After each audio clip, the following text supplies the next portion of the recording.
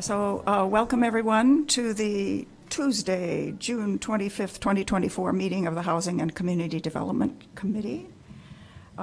We have a big agenda item tonight, and so the size of the audience reflects the importance of that issue as well. So first we'll have public comment, or do we have to do? We have a quorum, even though we're not all here yet, so we can get started. We have quite a few people who've signed up to make public comment.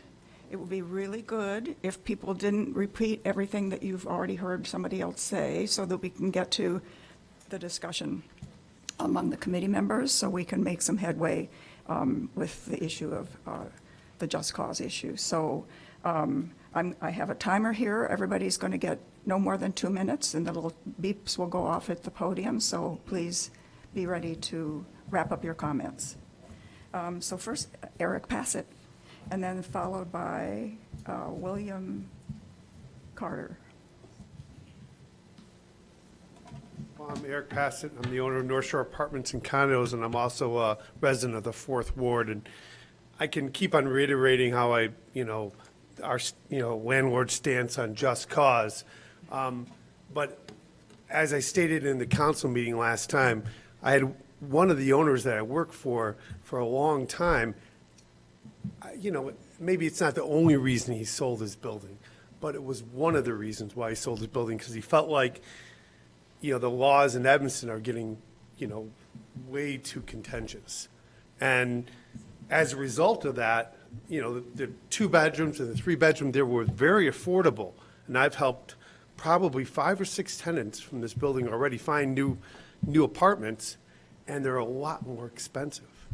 So as a result of even just the threat of this happening, how does that help affordable housing? It's the exact opposite. It counteracts it. And there's so many ways we could update these laws in a reasonable way like we did before, instead of something as contentious as this. So I'm going to let some other people speak, but thank you. Thank you. So William Carter. And it would be helpful if you'd stand up and be ready for the next, to take over next, and then Aaron Bornstein is next. Council members, I am William Carter, former member of the Wesley Apartments, and I will try to keep this brief. Since February, we have come to this this committee, on numerous occasions to be put on your agenda, to be pushed aside and ignored. And we don't understand why. We were a community, and our housing being lost is an issue. We felt that this committee would be the one to come to help us with this issue. We were denied any help whatsoever. I have been going to council meetings and ward meetings and committee meetings just to see how things work. Last night I was at a committee meeting and they spent 45 minutes talking about a dog beach. And we can't get 10 minutes on this committee. I listened to aldermen say, I'm in charge, I'm over you. They're not. They're elected officials put in place to work for the constituents that elected them. You people sit up there like gods and destroy our lives. And I think it's time somebody vote all of you out so this can stop. Y'all have a great evening. Okay. So Aaron Bornstein, and then Dan Skirmerhorn. Hi, I'm Aaron Bornstein, a small landlord here in Evanston. I want to thank the committee for its time. All the reasons I previously spoken about just cause, the reasons to oppose it remain the same. So briefly, that's the issue here is what it does is it allows a disruptive tenant, a tenant who breaks the rules, a person who parties too much, they smoke when they're not allowed to, they deal drugs, whatever. This person is given more opportunities, or in some cases endless opportunities, to continue with their misconduct. The good tenants in the building either have to live next to this person who's breaking the rules, or they have to move out. They're required to leave. The housing provider loses control of their building. They can't provide quality housing, and it leads to disinvestment in Evanston, which then has the opposite of its intended effect which decreases the amount of affordable housing and increases rent prices. The only new thing that I'm aware of is that staff submitted a 4-page research memo. We took a look at that. I have my own research. I'll give it to you briefly if I can. Specifically, Professor Andrea Carroll of LSU wrote this 40-page law review article. I will give you the highlights. I know you're dying to hear them. This is cited at 38 Seton Hall Law Review 427, 2008. And Professor Carroll cites evidence that a rental unit that has a tenant who's protected under a just cause scheme will sell for 30 to 40% less than that same unit or a similar unit will do if the unit was vacant. And so if you want to wonder why we come out in force to oppose this, it's because we don't want to lose 40% of our investment or our life savings in this building. So what Professor Carroll found is what the owners of these properties will do when they're under these type of schemes is they will then, if it's an apartment building, they'll condo the unit out. If it's a single-family home, they'll just sell it. If it's a two-flat, you can deconvert it, and so you lose your affordable housing stock. You have people disinvest, and you cause your rental prices to go up. This is a bad law. I urge you, the time has come. We've talked about it a lot. Please vote it down. Okay, thank you. So I said Dan Schermerhorn and then John Kozlowski. Thank you to the committee for allowing me to speak. My name is Dan Schermerhorn, and I'm going to piggyback a little bit on what Aaron mentioned. If you look at the places where the just cause provisions are in place, California, Seattle, et cetera, the rental prices are higher. The quality of their housing is not as good as us. They have a higher homeless population, and the city would also receive less in terms of taxes, fees, et cetera, as the value of these properties are reduced. So it becomes, again, the law of unintended consequences. You know, what are we trying to do as the Housing and Community Development Committee? I believe the charter is to work to enhance housing in the city of Evanston, whether that's quality, affordability, the number of affordable units. And a provision like this is going to do just the opposite. It's going to drive rental prices up to cover the costs that are associated with just cause. It's going to decrease the value, therefore decrease the tax revenue, and decrease the revenue to the city. So how are we helping our constituents? How are we helping our city? How are we helping our tenants, our good tenants, by doing something like this? We're just basically making them pay the price for those who are not doing as they should when it comes to living in a rental property. They're not living up to the terms of the lease. They're not living up to the social construct of community living, and yet they're being rewarded by giving a lifetime lease. Thank you. John Kozlowski and then Mark Carlin.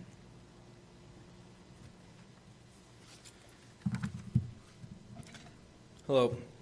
Thank you. My name is John Kozlowski from the Chicagoland Apartment Association. We represent the owners and managers of nearly 280,000 residential rental apartments and over 1,900 apartment communities throughout the Chicagoland region, including over 2,500 units in the city of Evanston. We continue to urge you to reject any future amendment to the RLTO that enacts a just cause policy. Despite proponents' assertions that just cause benefits tenants, experience has demonstrated the opposite to be true. Just cause hurts residents by limiting property owners' ability to respond to resident concerns and remove disruptive and threatening residents. Residents who have an expectation to live free of intrusion from disruptive tenants become frustrated when property owners are not able to act on their complaints regarding these tenants. The unfortunate outcome is that good residents move out, while disruptive residents stay with an indefinite lease. This is harmful to the long-term health of the rental community, and it disincentivizes investment in rental housing. Apartment owners and operators are in the business of providing quality housing to the community. They value long-term residents who remain in their home year after year and avoid filing evictions whenever possible due to the expensive process of managing resident turnover. So we urge you to continue to reject just cause and embrace measures that will attract and not discourage more investment in rental apartments. Thank you. Thank you. Okay, Mark Carlin and then Kristen White. Good evening. First of all, thank you for your service. I have 3 points I want to make. First of all, I hope that all the gentlemen and women here who are landlords Since they're such advocates of affordable housing, will turn up when affordable housing is on the table. And I urge them to come back and speak to that issue and how they are promoting affordable housing. Second of all, the rents are high in Evanston because landlords are charging a large amount for rent. If we want to keep our community diverse in Evanston, the black population from 1960 to today has dropped from 22% to about 17%. We need diversity in our community. We valued it as a community characteristic, and I think just cause creates stability in housing, which creates stable communities. I think that's very important. The third point I wanted to make is that my wife and I were looking for two-bedroom condo units in Evanston. We currently live in an older two-bedroom, but we wanted an elevator building. And what we found is we're priced out of the market. The average two-bedroom condo in an elevator building goes for about $350,000, $375,000. While that's not representative of specifically people who are renters, it is an indication of how inflated the value and rents are becoming in Evanston. So I hope you will duly consider just cause. It's important to keep our community diverse and stable. Thank you. Thank you. Kristen White, and then Eileen Thomas will be next. Can I ask a quick question of the gentleman from this is Councilmember Reed, sorry to interrupt public comment, point of privilege. The gentleman from the North Shore Apartment Association, he cited a study that has been done on the housing. Can he either email that to me or just tell me the name of the study again at some point? You want the citation or you want the headline? The citation would be great. It's 38 Seton Hall Law Review 427 of 2008, and the title is The International Trend Toward Requiring Good Cause for Tenant Eviction, Dangerous Importance for the United States. Thank you for that. Would you? Thank you. By Andrea Carroll of LSU. Say it one more time. Andrea Carroll, C-A-R-R-O-L-L of LSU. Thank you. Sorry to interrupt. Okay, Kristen White. Good evening. I'm Kristen. I live in Evanston in the Second Ward. I also work with YWCA Evanston North Shore. We are a landlord of a 16-unit building in Evanston, and we are here to fully support the just cause provision and to urge you all to keep it on the table and keep working at it until you find a middle ground. 43% of people in Evanston rent, so this provision would have a material impact on people's lives that far exceeds many opportunities that you have to pass policy in Evanston. We have this thing called leases that we have our tenants, and this thing called addendums that we put with our leases that stipulate what's acceptable and not acceptable. So things like people who are disruptive, who mess up the property, who violate hours, quiet hours, we have the capacity to end their lease if they're in violation of their lease. So what makes no sense to me and rings hollow is I don't know a landlord who would oppose a policy that might give them more money. That makes no sense to me. I also think landlords don't want to have to do the due diligence of documenting a just cause. We do that work with our tenants, and it takes effort, which often landlords don't want to do. They just want to collect rent. So we should be honest about that. And also the fees that landlords have to pay for a just cause, removal. And that is grounds for, I think, real negotiation to find something that is not burdensome, but does provide a disincentive to landlords in larger buildings who have no consideration for the impact of their decisions. So please, we urge you to keep this conversation going and find a middle ground that provides material security and predictability for 43% of Evanston, but also takes into account the financial impact on smaller landlords. Great, thank you. Eileen Thomas? And then there'll be, and then Michael Thomas. changed my comments. I have to say, from some of the comments that have gone before, I am personally insulted. Oh. I'm really insulted by some of the Fine.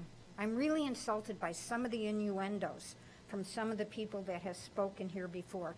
My husband and I have put more than $500,000 of our own money, no TIFs, no subsidies, in our properties. We have 3 very nice rental units.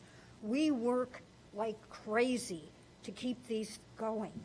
And I really am insulted by the innuendos that we are out there as exploiters of the people. Do you know that all our labor goes into this and it is free?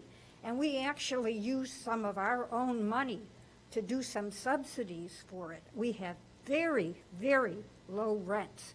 So that's all I wanted to say initially. Now, good tenants are like gold. Why would I try to terminate their lease for no reason? That is crazy. The only thing that this regulation will do is to protect problematic tenants. And, you know, you talk about disruption. Good tenants will leave, and their lives are disrupted, but not the bad ones. If this does pass and a good tenant complains in the future, you know what I'm going to do? I'm just going to pass them on to the city, and I'm going to pass them on to various tenant organizations, and you guys can explain to them why I can't do anything to prevent this bad tenant from disrupting their lives. Thank you. Thank you. Okay, and Michael Thomas. And then KP Smith will be next. Okay.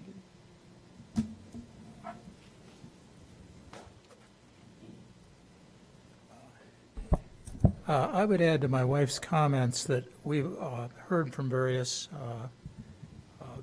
speakers that it's possible to write addendums into leases, that it's possible to, as a practical matter, remove problematic tenants. In the real world, that means eviction proceedings, if you cannot simply not renew a lease. And that can cost thousands and thousands of dollars. And you will typically find that once that process starts, no matter how irresponsible the tenant and no matter how clear-cut the responsibilities and the causes of the disruption, that they will simply stop paying rent for the period of time that they're under eviction. And that can cost a small landlord $5,000, $6,000, $7,000 easily. And that can be, perhaps half the rental income from that building for the year.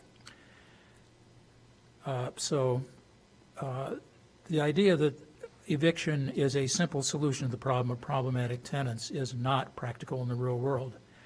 Beyond that, I would like to say that throughout the entire time that I've been observing the process of this legislation moving through the committees and the councils, it has always been the case that we discover as landlords at the last minute what the latest changes are, what the latest justifications or rationalizations or reasons are for the legislation. A good example is that I look on the website today and there is a 5-page memo by the city's attorneys referring to the situation in Seattle.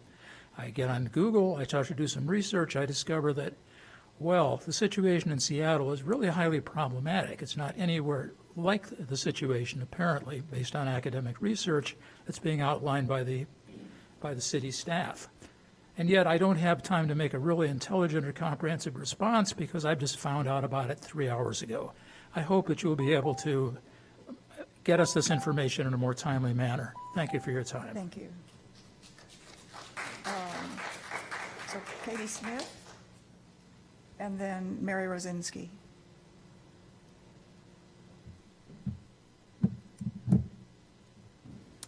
I'm KP Smith. My husband and I live in and own a 2-flat in the 2nd Ward. As I've been pouring through statutes and the municipal code from around the country, as one does in one's spare time, I found very few cities that apply the just cause standards to renewals, and of the few that do, and they're all very new for the most part, I could not find one that failed to exempt 2 flats or duplexes. And in fact, it was more common to make exceptions for owner-occupied properties as large as 6 units. So it seems self-evident to me why this would be so, and I've talked about it in previous comments, so I won't repeat those arguments here. But I do want to point out that in this country, we would never accept a law that allows only one party in a marriage to ask for a no-fault divorce. We believe that both parties should be able to exit a relationship that isn't working. And that's true even if there's an economic imbalance between those partners. Sharing a 2-flat is a special one-to-one symbiotic relationship that is closer to a partnership than a typical landlord-tenant relationship. So I want you to consider that in your deliberations. And for those of you who are here to oppose just cause measures, I recommend that we stop echoing that framing, especially as these issues go to the City Council and find a wider audience. The term just cause implies that any reason for non-renewal outside of these very narrow ones offered in the proposal, and I want to take an aside to say material breach is actually a pretty high standard, that is unjust. And I can come up with many other scenarios, hypothetical and reality-based, in which a landlord would rightfully wish to end the relationship that are not unjust. And to adopt this terminology is to suggest that those other reasons are unjust. I'm not anti-justice. I doubt you're pro-injustice. And I hope that no one is pro-injustice. So let's call it what it is, mandatory lease renewals. Thank you. Thank you. Yeah, Mary Rosinski, and then Amy. Hi, thanks. I think a lot of what I was going to say has been covered by people who say, you know, what we do need is we need to have reasonable mediation instead of this side and this side. And this right now, what's going on, the process is not very well done. Ending a lease is not easy, and someone who wanted to participate during Zoom had sent me her letter. And I just want to read just one paragraph from it. Her painful short story, my wife and I bought a 2-flat in the neighborhood 2 doors away from us with the idea to move our mothers close to us.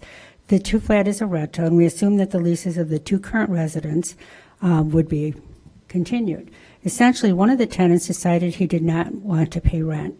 We're now approaching 10 months later. He has no current lease and is not offered a single dollar. We are stuck in Cook County eviction court and with no end in sight. This was written in May. As of today, they just had their 5th court, and the tenant got another continuance. This lady has not received one piece of money from this tenant. He has a job, and he's moved his family in and more family in with him. And this is what people are afraid of. They're just like, well, you can go to eviction court. Landlords get a boatload of money that they have to pay out to attorneys to do an eviction. Eviction's not easy, and it is the last resort we would ever want to do. So I'm just saying, be very, very cautious about just thinking things can flippantly happen. So, we've heard rents in Evanston are expensive. Well, taxes in Evanston are very expensive. Water in Evanston is very expensive, and building in Evanston is very expensive. So private ownership, maybe we need to really work on the city policy to create affordable housing and then also work against maybe local landlords versus corporations and things like that who don't respect the people. But I would venture to say, in my experience, that most of the landlords are really good. Most of the tenants are really good. And I just have one last comment.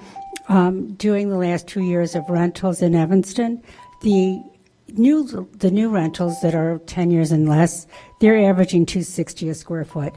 The older naturally occurring, which is mostly the local ones, are $2 a square foot. So I have that all in database. I can send it to Sarah, who can send it to you.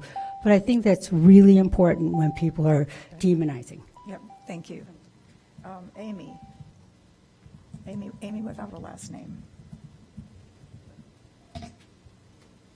Or Kurt Mittenbuehler.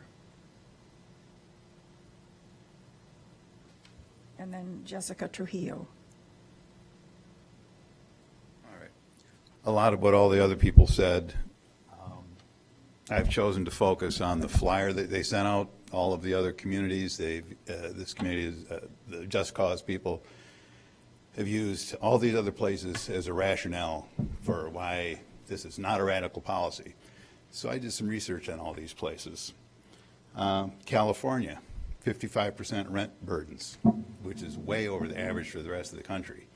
When I've talked to builders out there, one of the main reasons they're not building low-income affordable housing is things like just cause. Oakland is the only outlier in that. They actually had rents drop because pre-COVID, they dropped a bunch of regulations that allowed developers to come in and build lots of apartments. That emptied out the older apartments, and rents actually went down in Oakland because they built lots of new stuff, something we can't seem to do here. New Jersey, 95.8% occupancy due to lack of housing. New Jersey's a total mess. Can't change anything. Developers don't want to build there because they're restricted by onerous, housing regulations. New Hampshire, vacancy of 0.05%. Doesn't really matter. It's a small state. But nobody's building there because everybody's building expensive condos for retirees and low income. They got no interest in it. And just cause pops up again with guys I know there. Oregon, there's 47 units of low income affordable housing for every 100 entities seeking it. Have you looked into Portland, Oregon building regulations? Anybody? I don't think so. It's impossible to build low-income affordable housing there. Plus, Portlandians don't want zoning changes. They don't want density. They don't want people. So a lot of what people are arguing about here plays into all the other issues that City Council is just kind of keeps kicking down the road. Washington State is the worst. There's 150,000 affordable units for over 700,000 low-income families. Developers don't want to build because things like just cause. Thank you. All right. Thank you. Part of why it's expensive to build here is zoning and the building codes, what we build and how we build. And until the city addresses that, I know Scott, he wrote the zoning code 30 years ago. We've talked about this 20 years ago. It's a disaster. And we've done nothing about it. Yeah, thank you. So, thank you. Okay. Jessica Trujillo?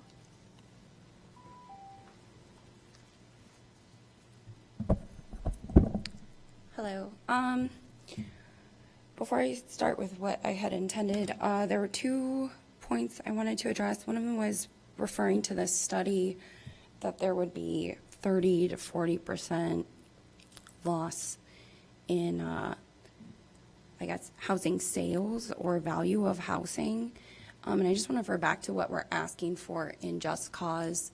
And again, this piece has come up to be negotiable, is that 3 months rent that's being asked to be paid out for a reason of a just reason to move a tenant out is 25% of what an annual income would be for the housing. So that argument, I can understand that having weight in its context that it was presented.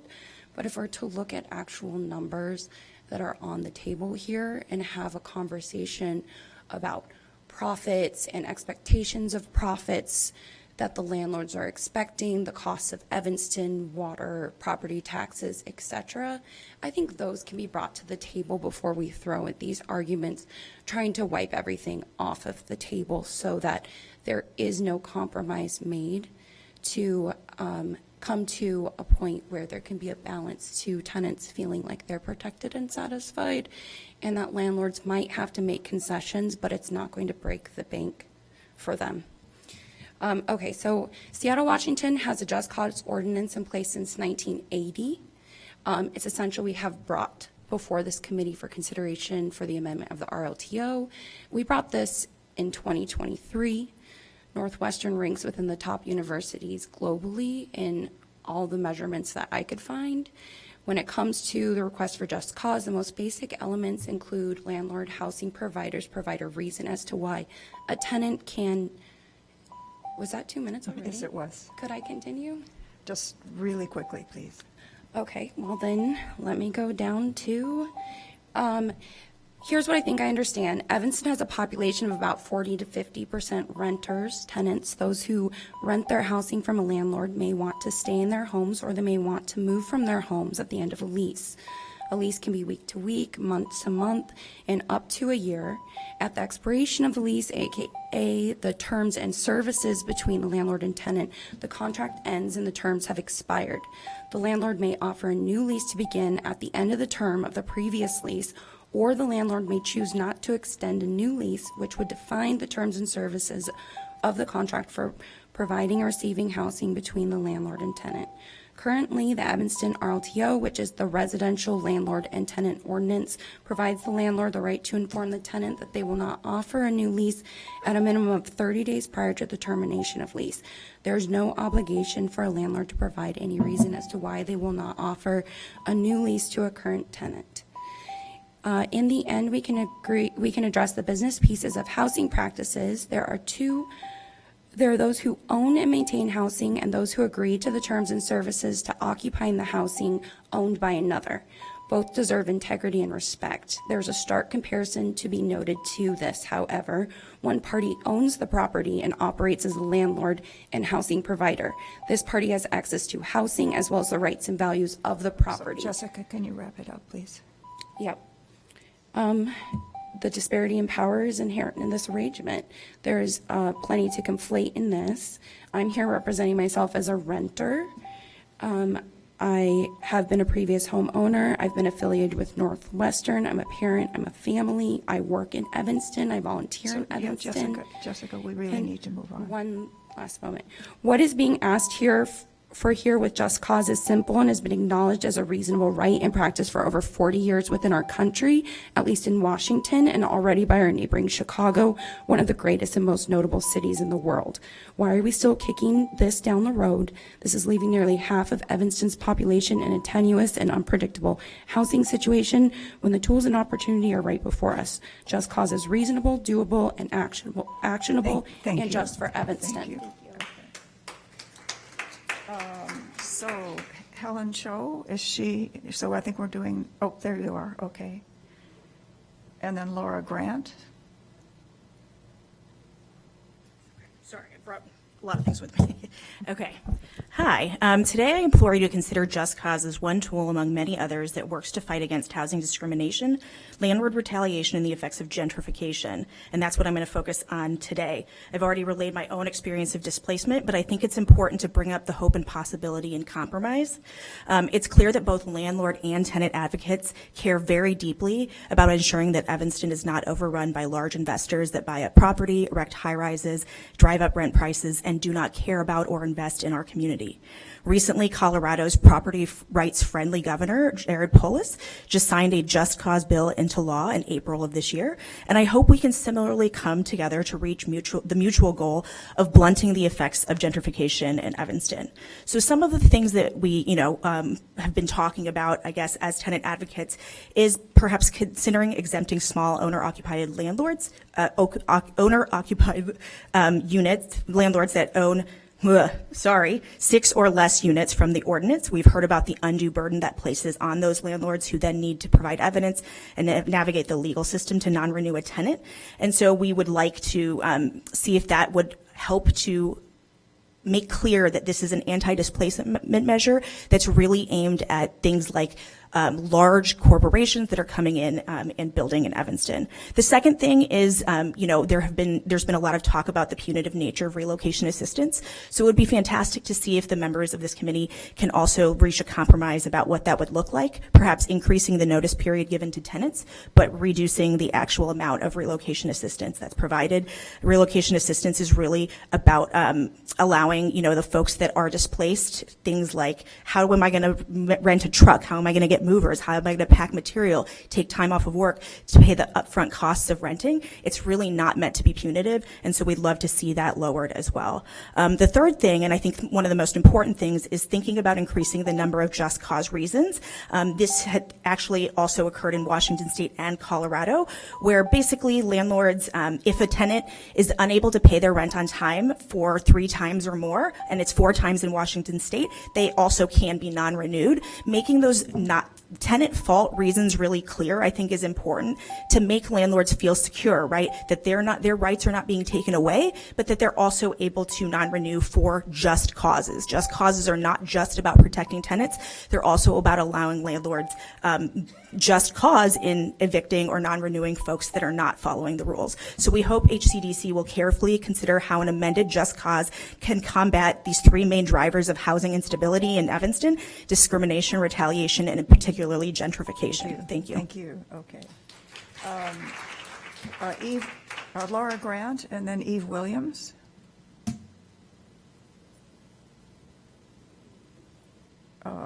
Eve Williams. Oh, Eve? Yep. I'm Eve. Go ahead. Hi, my name's Eve Williams. I work in Evanston in the housing arena. I understand that landlords want to retain the ability to evict tenants for good reasons, but the housing market is extremely tight and expensive these days in Evanston and across the country. And I'm offering a lay perspective.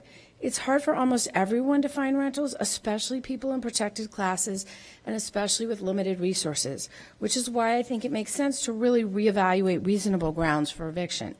As a mom of three, I know moving is a huge challenge for families with kids in school. Moving schools is really hard for children. One mother I met at a housing program shared her story about being evicted from her apartment. She didn't even know why, but she was sleeping with her kids on the floor at a friend's apartment, and she felt she was wearing out her welcome. She was afraid they would become homeless.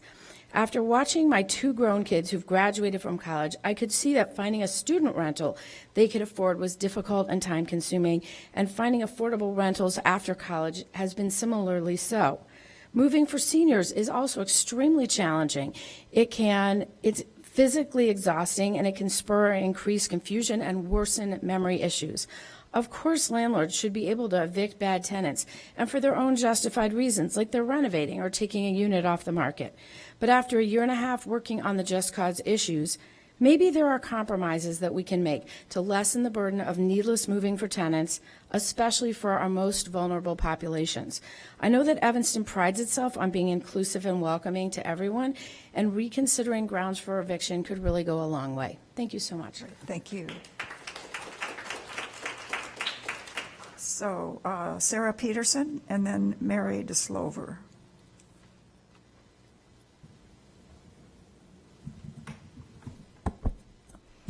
Good evening. My name is Sarah Peterson, and I live in the 6th Ward, and I work and shop and send my kids to school here in Evanston. I'm speaking tonight in support of Just Cause. A deep concern many homeowners and renters in Evanston are feeling right now is wondering if we can continue to afford to live in our city.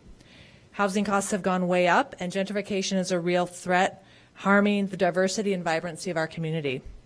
In my neighborhood, small homes are being torn down with huge luxury homes replacing them, and around town units are being flipped and turned into luxury condos, out of reach for many families and longtime Evanstonians. Just Cause is a tool to fight gentrification by preventing large landlorded corporations from retaliating or kicking out tenants to exploit the favorable housing market to drastically raise rents and make big profits. I appreciate and support the good faith compromises presented here today by several housing advocates, and I support them. And I support exemptions for small landlords who live in their buildings and in our Evanstonians too. It would be a real shame to throw out Just Cause now after so much of your time and thoughtful consideration on this issue for over a year and a half. Please consider these compromises to move forward with supporting Just Cause and push back against gentrification in Evanston. Thank you so much. Thank you. Mary DeSlover, and then Laura Jaliff, excuse me. Good evening.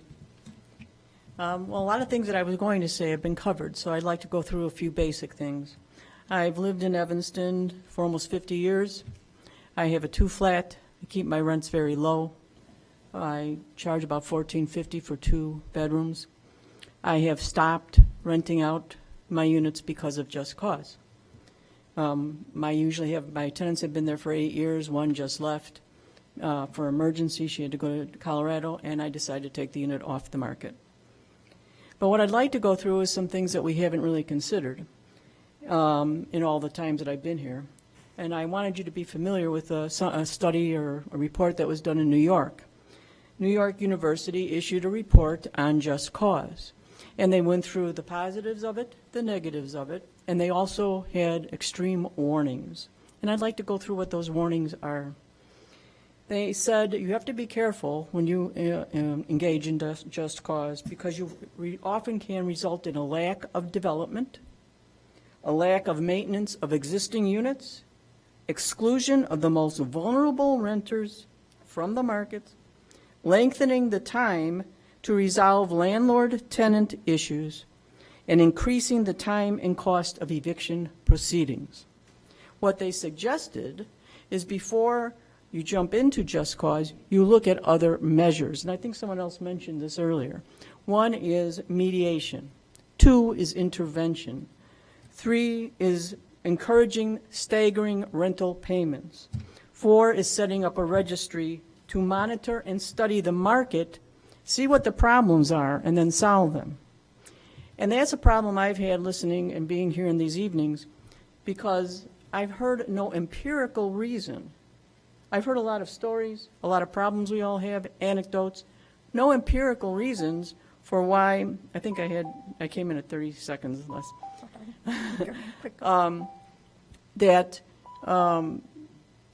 remember where I was now.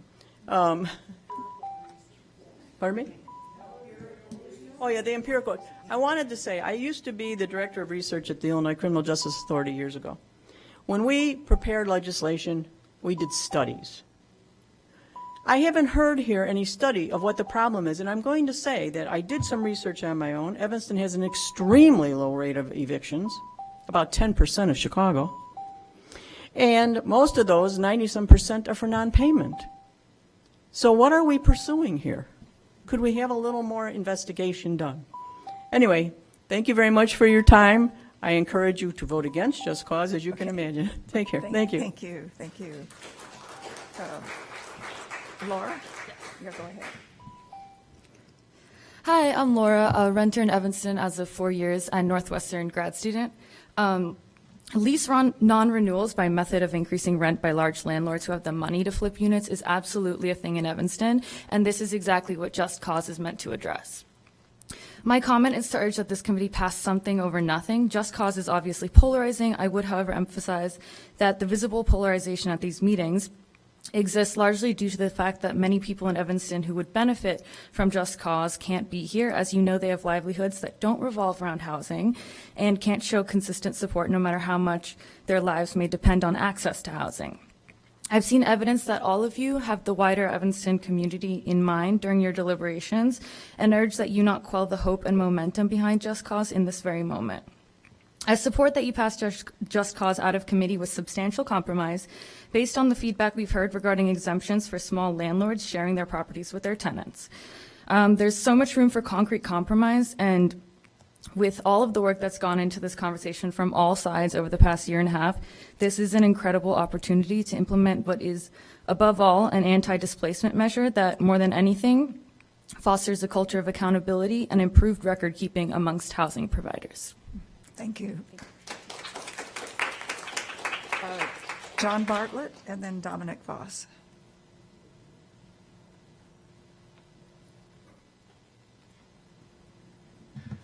Hi, my name is John Bartlett, and I'm the director of the Metropolitan Tenants Organization. And I would like to say the reason Just Cause is needed is not just to prevent evictions, but is because of the threat that landlords hold over tenants all the time. It's like if you complain, if you don't like the manager, if you don't like the rents, then you can get evicted for that. And that's why you don't always see that, and that's why this is important. And that is one of the things that we hear from tenants all the time is they are afraid to raise issues with their landlord about repairs because they're afraid they're going to get evicted. And I hear about some of the things that they say, oh, well, we couldn't evict them, this and that, for bad tenants. The other thing that we do hear from, and there are tons of tenants that call and complain because they have neighbors that are smoking in no smoking buildings or doing these things, and they're not, the landlords aren't evicting them now, so I don't know what their complaint is. I kind of think that what this is about power, that they want to continue to intimidate tenants, and what a good tenant is someone that just takes it. That's what they consider a good tenant. I think there are compromises. I agree with the allowing small landlords not to be covered by it, and I also think that we could add other things to make a few more reasons. But I also think that we do need to have relocation assistance. Right now, the cost of relocation assistance is on the back of the tenants. They're the ones that have to move and do all this. As the landlords sell properties, they're making money. They may not make as much money, but they are making a significant amount of money, and it's the tenants who are paying. And I think that we need that if we want to have housing stock that's actually, we're supportive of renters and all that. We need just cause because people need to feel secure. They don't feel secure, and that way right now they're just kind of living and taking it, and that's not right. Thank you. And Dominic?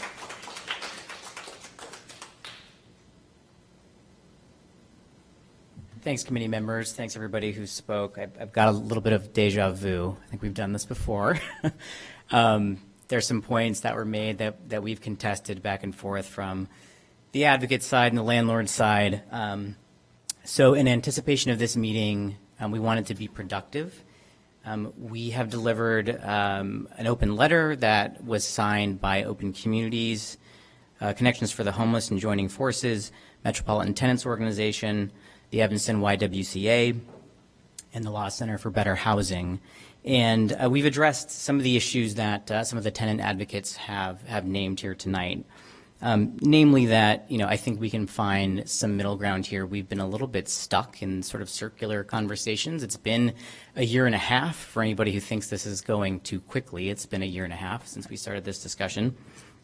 So 3 areas, I'll be really brief, and I encourage folks to please read the open letter that we submitted. I do think we've had conversations with folks like Sonia Cohen and the Vaughns of Reba's Place and several small landlords, mission-driven landlords especially. And, I understand the idea that an owner-occupied small landlord has a fundamentally different relationship with their tenant. I think an exemption for what is the standard in our region, which is a 6-unit owner-occupied, 6 or less unit would be reasonable from just cause. Again, in the interest of being productive. I think we can talk about adding more good causes. Helen Cho just named some of the ways that's done in Washington and in the recently passed Colorado bill.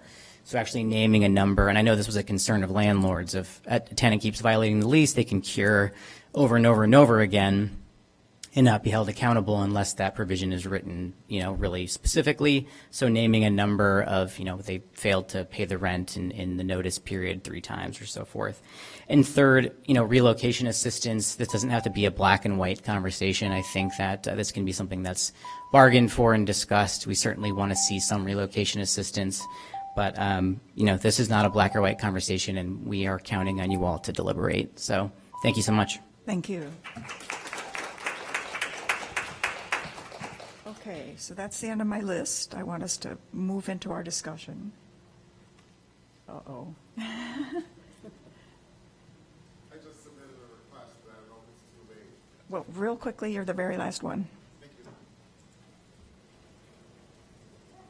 My name is Bob Harris. I'm a broker with Manchester Management. I've enjoyed my efforts in working in affordable housing issues in Evanston for a long time. I'm the beneficiary of parents who work to provide housing for many new Evanstonians and generational Evanstonians. I continue this work as a property manager and a real estate broker. I have many clients, friends, and family members who have invested in real estate in Evanston for the purpose of providing housing for others. Many provisions of the Just Cause and other portions of the revised rental ordinance will drive up costs for housing providers and tenants. This will have the opposite effect on our Evanston stakeholders' desire for more affordable housing. Often I'm a housing provider of second chances.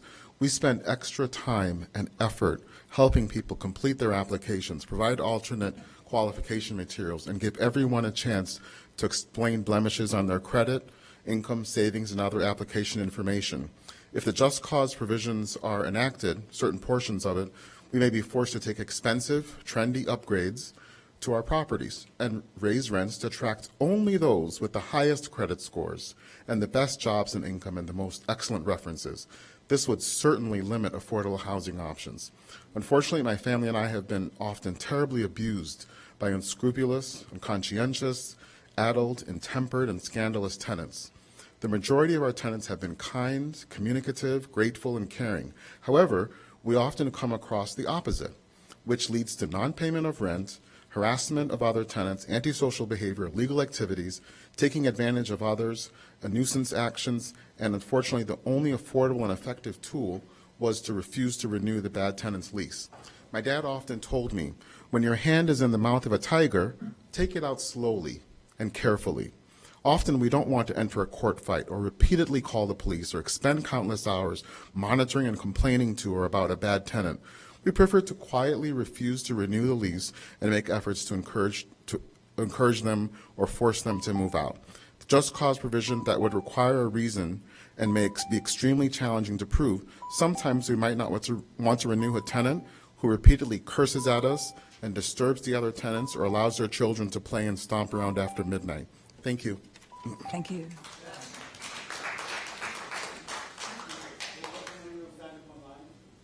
Beg your pardon?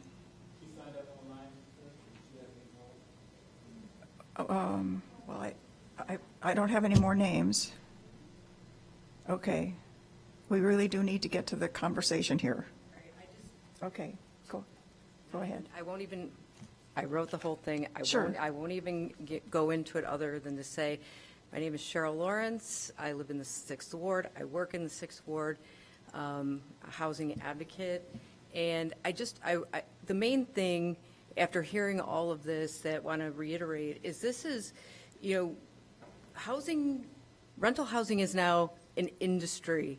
There's regulation in other industries, and this is not, there are so many really good small landlords in Evanston that do the right thing and provide good housing, and this is not who this is for.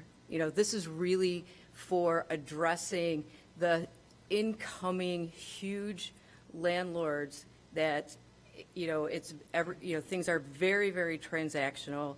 We have to, there's a lot of consumer protections, and renters are not mere consumers. This is the number one expense in their lives. We want long-term stability in our communities, in our school, for our kids, and in our families. And when somebody is just, not renewed for no reason and had no idea it was coming, not only does it create an enormous amount of instability, but a cascading set of other problems, the least of which is, I was going to say, finding new schools. That's a huge problem.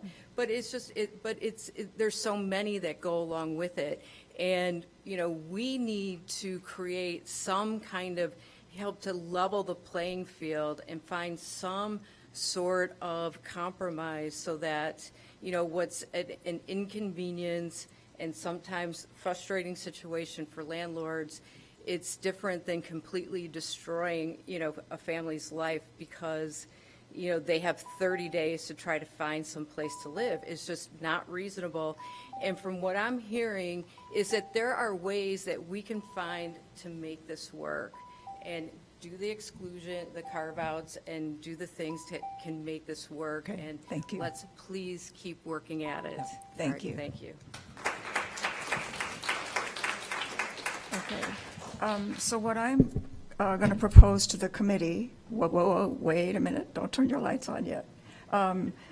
What I would like first is for us to briefly, each one, have sort of a high-level comments, high-level of what you see as the benefits of Just Cause and why you would want to see us be able to move forward. What are some concerns and issues that we need to address to get to a place where everybody's comfortable with it, if we can get there? And then we can dig into the specifics of some of the concerns that you address. So I'm going to start with Councilmember Harakaris, because Before we get there, Chair Ravel, I would like to ask a question that was formulated by Councilmember Reed at our last meeting where we spoke about the landlord-tenant ordinance, which is that he questioned the validity of the membership of this committee. And let me finish if I could. And also, he questioned that this committee has the authority to give opinion to council about the landlord-tenant ordinance. So if we could clarify that with staff or with legal, who I see their city attorney is here, so that will be a good beginning to our meeting, because if it's not valid that I'm here, I'm gone. Right. I spent enough time on this, and if I have no opinion, then why I'm here? So I would say that my colleague, Councilmember Reed's comments were out of order and not entirely correct. Point of order. My comments were 100% accurate and based on opinions by the law department. They weren't my opinions, they're the law department's opinions. So please don't say my comments were out of order. Okay, well, let's not revisit that meeting because that was pretty awful. So, the truth is hard sometimes. so it's true that the city council does not have to do exactly what the committee recommends, but the council does listen carefully to. That was not the implication, though. Well, yeah, let's not try to revisit how we interpreted that conversation. Well, but am I valid to be here or not? Because that I think you are valid. that's relevant. You are valid to be here, and I would like us to get on with the discussion of just cause. So, Councilmember Harakaris, can you give us just sort of a high-level, your high-level thoughts about just cause at the moment? So, one of the things I've said since, this is probably like 8 months ago, when we first started this discussion, I very strongly feel that we should make an exception for owner-occupied and 6-unit and smaller apartments. There is a problem in town because I know folks that have been blindsided by not getting a renewal. We have a lot of the former residents of the Avador who show up. And from where I sit, I'm trying to protect our most vulnerable people in the population. And I've had discussion I have friends who are, housing providers, and there is concern about not being, this talk about the forever lease is not a thing. Like we can make this ordinance in such a way that you can get rid, because I think you should be able to get rid of bad tenants. That's something that it affects, the housing providers and, their neighbors. So I think making some compromises to have some clarity around that, because I think there's also a lot of talk about, well, I'm just going to step away and it's going to be much worse when I'm gone. I think most of the folks that are housing providers in the city do a great job. And I think and a lot of the talk I've had with folks is like, I would never do that personally when we talk about these outliers that we're trying to stop. And I don't, I think the worst offenders are not here. So, and then as far as penalties and fines, I never want any penalties to be onerous and punitive, right? But we do have to set it at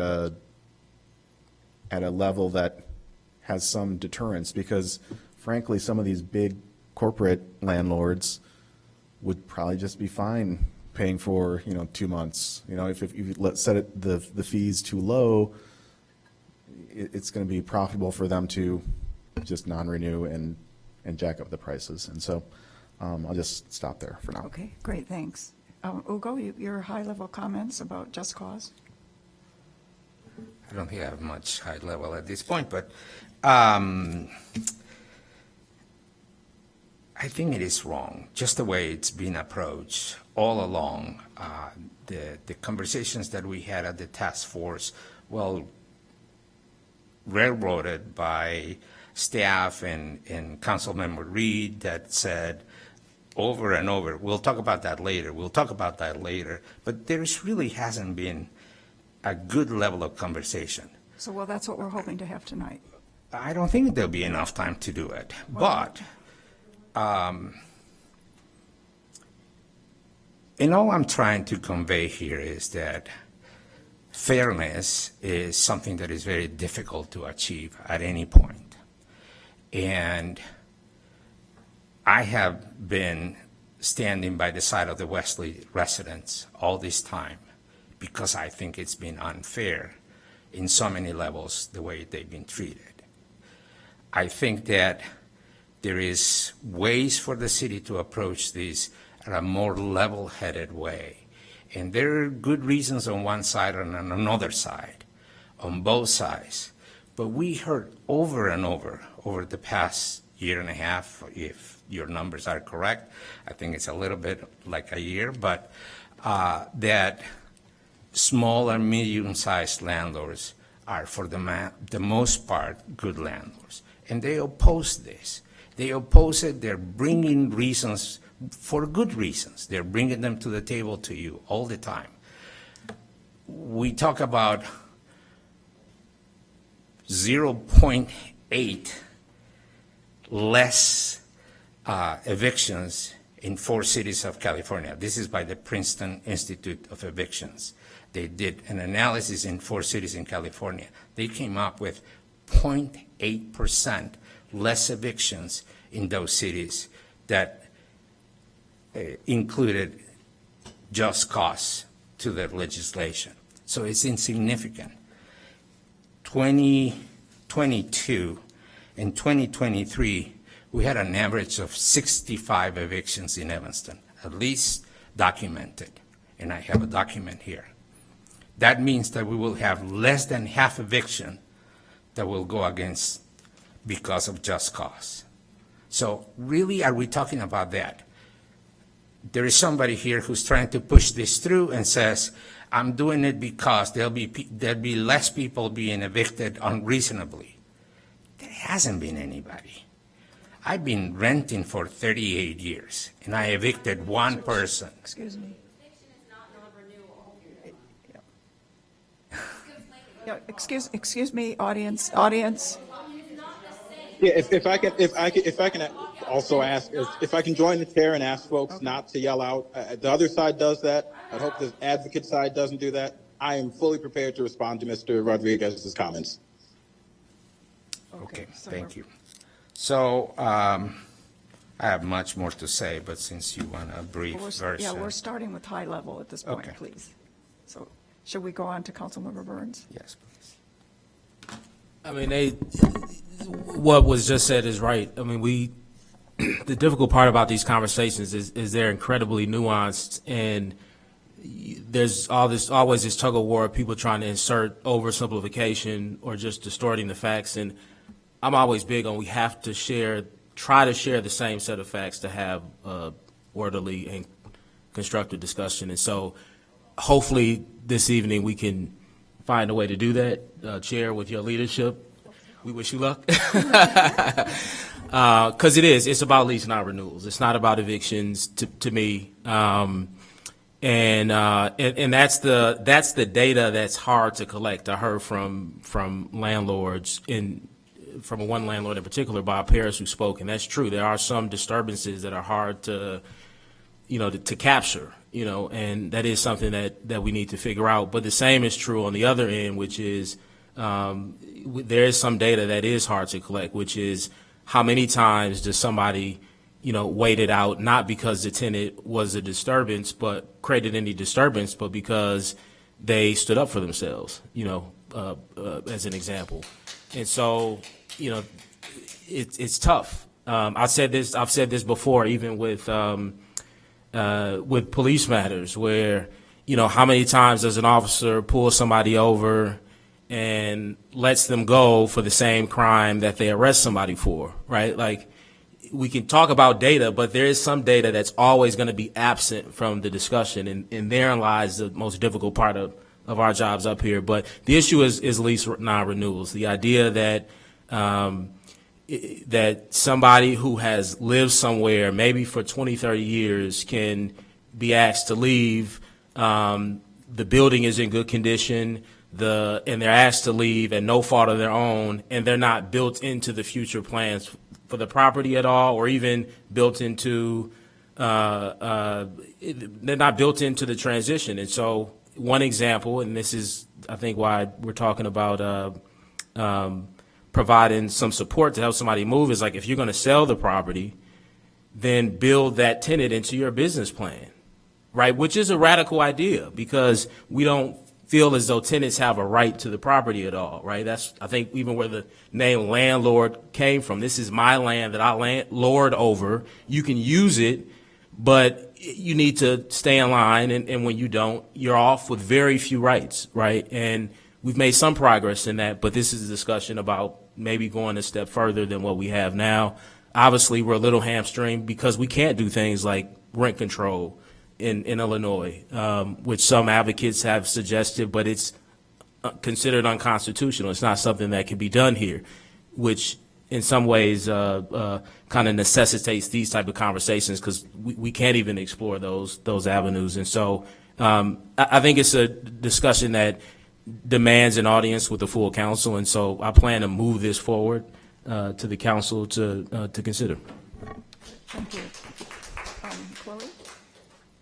Yeah, thanks. So you said, you asked us to summarize the benefits and sort of the concerns. Sort of how you're thinking about this issue. Sure, I'll go high level then. I think most of the benefits have been raised. I will say we're operating in a zone of kind of very little data and analysis too. This came up, this keeps coming up. It's come up now too. We don't really have good measures of non-renewal, and we can't for sort of anticipated reactions, right? You don't try to take actions that you know might be retaliated against. There's very little evidence either way in terms of the effects of just cause. I personally don't think that Princeton study is something that I would base like an entire policy on. It's 4 cities. They're matched against sort of control cities. You could argue about whether those are appropriate controls. I'm an academic, we do that a lot. So this becomes sort of a question that the council should decide. You have to make lots of decisions that end up not having sort of great data, but I think it's sort of worth putting that out front. So yeah, in terms of benefits, instability is obviously a problem for families, kids, communities. These are nationwide problems. They're sort of wicked, pressing problems right now, and they also go along with affordability and supply problems. And so just cause could potentially sort of chip away at some of the instability issue. One of the things that I would like to see, it's somewhat within the scope because we sort of framed this entire policy as needing sort of a host of other things, is just that 90-day sort of notice that sounds like it was discussed at the council meeting, but contentious. We haven't entirely resolved that. I mean, so that's sort of one way to sort of resolve one issue on sort of the amount of time that people have to think about whether they should leave too. I think that we should continue to discuss this, or council should discuss the issue. The sort of compromises that were raised today seem reasonable and sort of going in the right direction. So exempting smaller units, lowering the penalties, expanding the number of just cause reasons. I have 2 sort of concerns or issues, again, beyond the sort of, we are really not operating in a sort of an environment of certainty with like the effects of this. And so one is the like legal issues that I hope you guys will discuss. And sort of the question again about preemption. So this does not have rent control. Most people who talk about sort of just cause say it's really just rent control, and that's kind of the thing that's doing all of the work. And so there's a question about whether this will sort of accomplish those aims. And then the other is just that, you know, a lot of places that institute just cause do it with a suite of other reforms in tandem to try to address the sort of challenges for supply, right?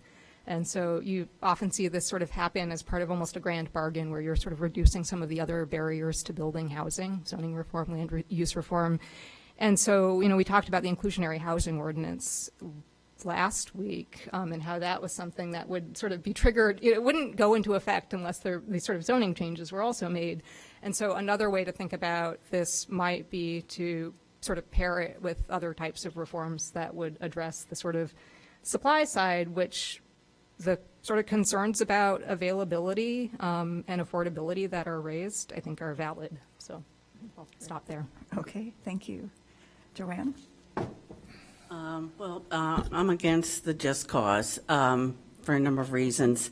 I'm a small landlord. I have a two-flat. I don't live in the two-flat, so whether we'd be exempt or not, I don't know. People say living there. I just think, landlords need to have some control. I've had to ask tenants to leave because they were problems. Or most recently, I needed to rehab the unit, because the kitchen was falling apart. So, but I don't want to have to pay 3 months. I think the fines are too much. Also, I would be, mediation, I think, is a good idea. I think, if we can come to some resolution on that. I'm not against the retribution portion of the ordinance. But I think, we could start with that landlords have to give tenants a reason for not renewal. On one hand, I think people are conflagrating affordable housing with just cause. This is not going to solve the crisis of affordable housing in Evanston or anywhere in the country. I'm a realtor also. We are short, the number I saw today, we are short 4.5 million housing units in this country. Today I looked at the MLS. There were 32 houses available in Evanston, 39 condos, and 4 to 5, 2 to 4 units. And that's for a condo and houses. With realtors talk about how many months supply is that? That's a 1 month supply. A normal market, when neither seller nor buyer has the advantage, is 6 months. So we've got this real crisis because people don't want to sell and lose their 3 or 4% mortgage and then have to pay 7% to buy. So it's just not going to solve the affordable housing, problem in Evanston. Glad to hear finally a number on how many evictions there are. So that's okay. Okay, thank you. Councilmember Reed? Thank you, Chair. I just want to start off with this. As a council member in an area that is one of the second most economically depressed areas in the city of Evanston, I get calls from tenants regularly who have concerns about their housing, about pipes busting, about rodent and bed bugs and roaches and other vector that are in their housing unit, about other tenants in their building. And they are afraid to complain. I can't tell you how many times tenants have said, can we try to resolve this quietly? Can you please not, tell my landlord? Can you not let them know that this came from me? Because I am afraid that they are not going to renew my lease. I've lived here for 10 years. I've lived here for 5 years, whatever the case may be. And I've had this many, many times. And they are right to have those fears because there are no protections for them currently. There's nothing in the law that mandates that a housing provider has to have a good reason for non-renewing a tenant.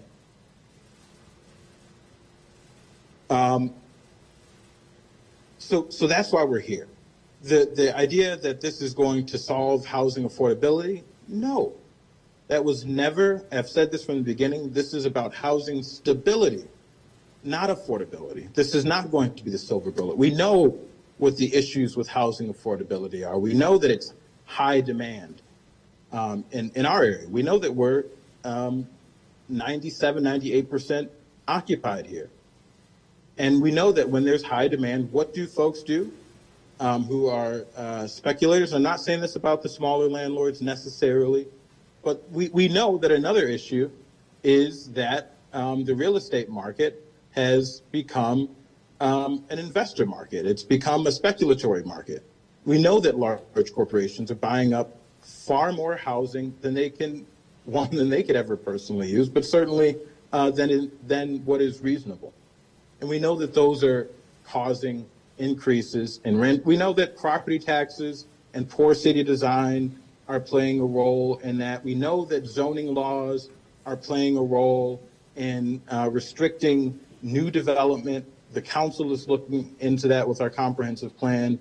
We know that there are gentrification is causing an increase in housing across the nation and in some areas in our city.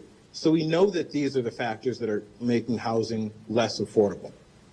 But we also know that there are tenants who can afford where they live, but the only reason they're being forced out is because they made complaints, because of other minor issues that could be resolved. And this ordinance makes sure that those steps are taken, that there's documentation of why folks were non-renewed and forced to move, and it provides protection both for the housing provider and for the tenant, and for good tenants, right? Because what this ordinance says is, hey, if you have someone who is a bad tenant, who is disrupting other tenants, this ordinance incentivizes you to act swift, incentivizes the housing provider, the landlord, to act swiftly to deal with that measure, rather than just wait it out for 6 months or more till the end of the lease. Now, as far as, compromise, myself, staff, and the group of both housing providers and tenants, the task force that met, we put a lot of time into this. So I'm not enthusiastic about some of the compromises, but some of them, to move this forward makes sense to me. An exemption for owner-occupied units with 6 or owner-occupied buildings with 6 or less units, to me, I'm okay moving forward with that compromise. Making sure that this ordinance is clearer about what is what raises to the level of material noncompliance, including a number of non-payments. I think 4 is the right number. That makes sense to me. But in closing, what I'll say is, some of the studies that were brought up, we look at that Carroll study that was raised. I have some major concerns about that. One, it's a 2008 study. It's somewhat dated. And there wasn't very much. There are a couple of really bad assumptions that were made there as I was, quickly pouring through it. One, there's a bias. There's a clear bias against tenant protections. There's a lack of comprehensive data. The study relies heavily on theoretical and anecdotal evidence rather than comprehensive empirical data to support its claims. And there's some major generalizations between the European context and the U.S. without adequately considering the differing market dynamics and the regulatory environments in our two countries. The NYU study that was mentioned, that one was a more recent study. So it, in that sense, I think it holds more merit. But that study provided an analysis that assumed with assumptions of a uniform impact. The study generalized the impact of good cause eviction laws without considering, again, diverse markets in different areas. There's a big emphasis on the economic consequences while underrepresenting the social benefits and tenant protections in that study. And then lastly, the comparative analysis, the study compares New York's proposed laws to other jurisdictions, which certainly have different legal and social contexts, which I think skew the conclusions. And so this is a difficult realm to move in. because of the lack of data. But what this ordinance does is it helps us get that data. And so I would encourage us to make some sound amendments that were raised today. As I said them already, clarifying what material noncompliance is, making an exemption for owner-occupied properties with 6 or less units. I think those are movements in the right direction. And as someone mentioned earlier, we have a partner in Northwestern, which is, as was stated, top university here in our nation. I think if we can partner with Northwestern to do some deep analysis on this as we move forward, as this is being implemented, I think that would be useful. I'm happy to reach out to folks and see if there's capacity there to do that. I think this research is really necessary, and our partners at Northwestern could help us with that. So that's my Your high level. Okay. Yes, thank you. Great, okay, thank you. Well, just real briefly, my high level, and then I'll turn to.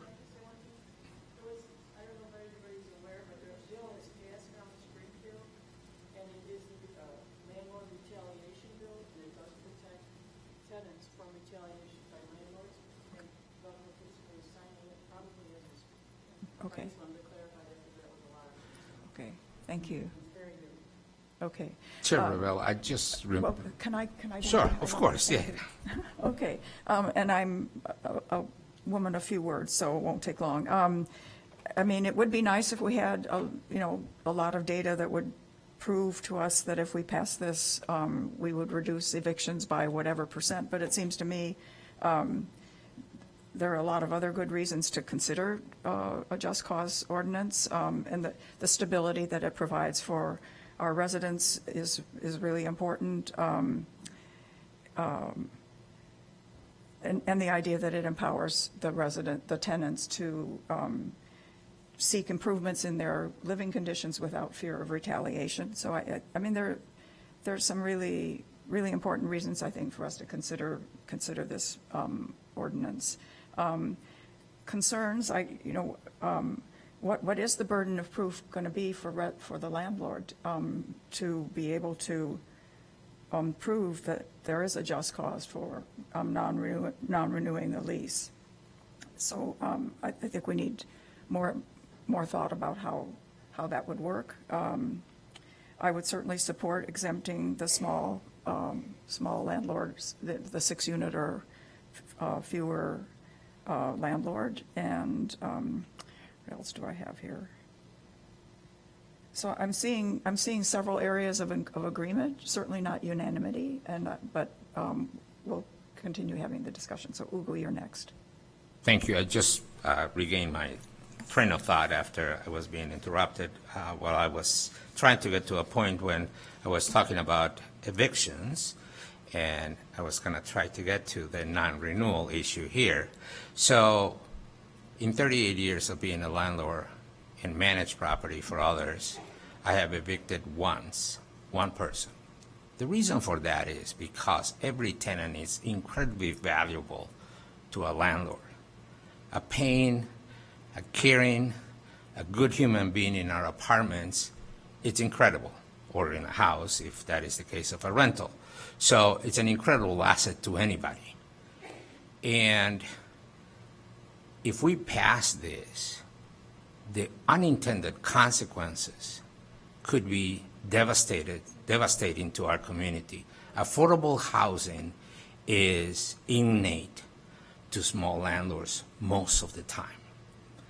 And out of 171 rentals of one-bedroom apartments in Evanston over the last 12 months, the average in Evanston for a one-bedroom, one-bathroom apartment today is $1,883.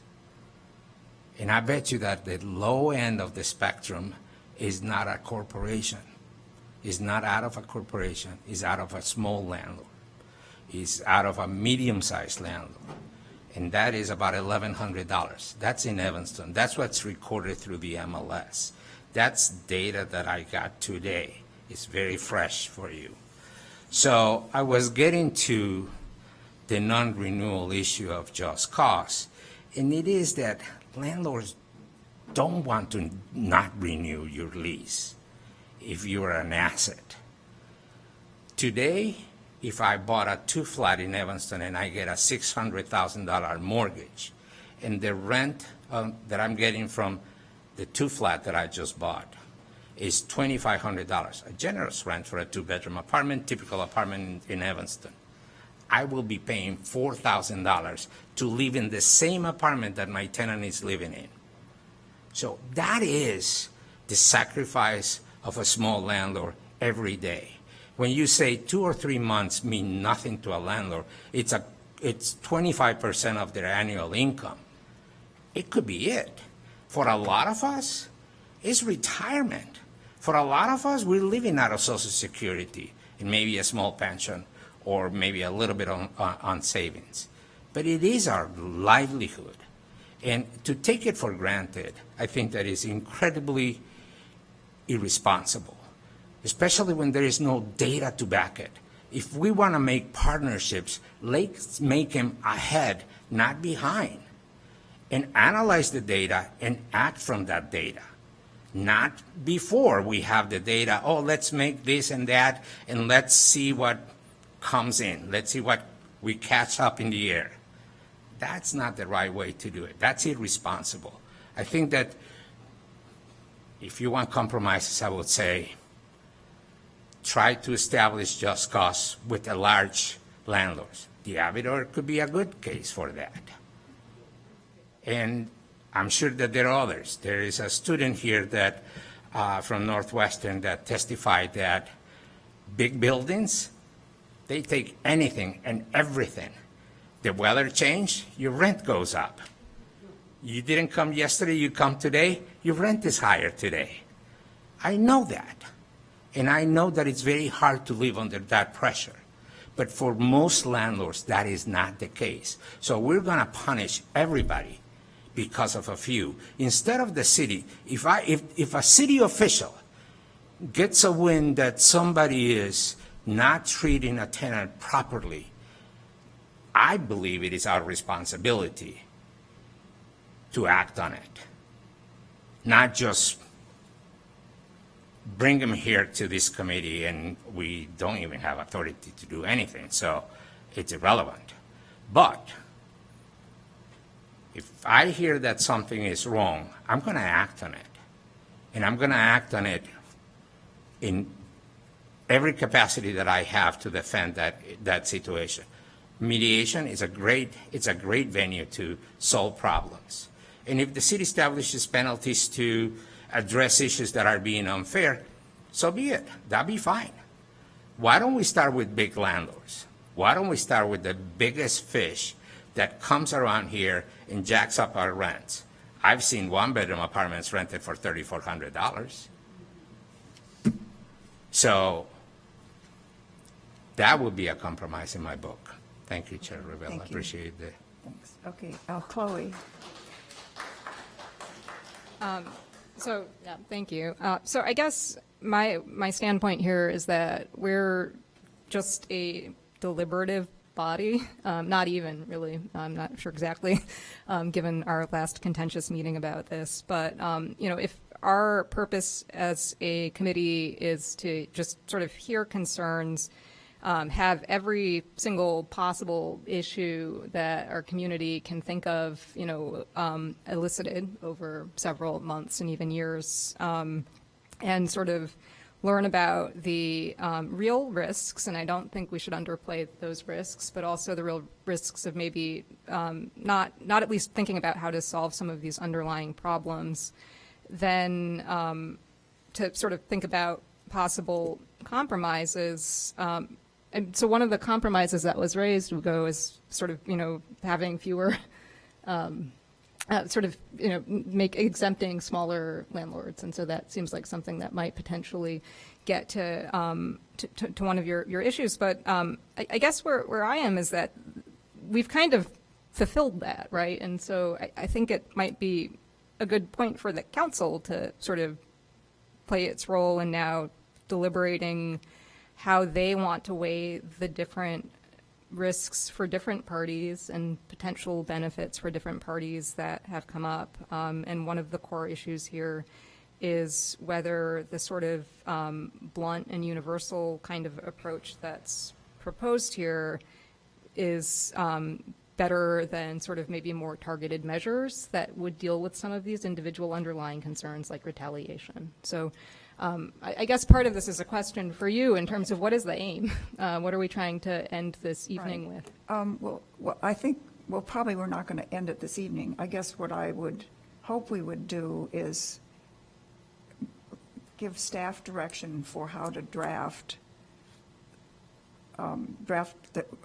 amend the ordinance, the draft. I haven't looked at what we had from before, but amend it to reflect sort of what we're talking about.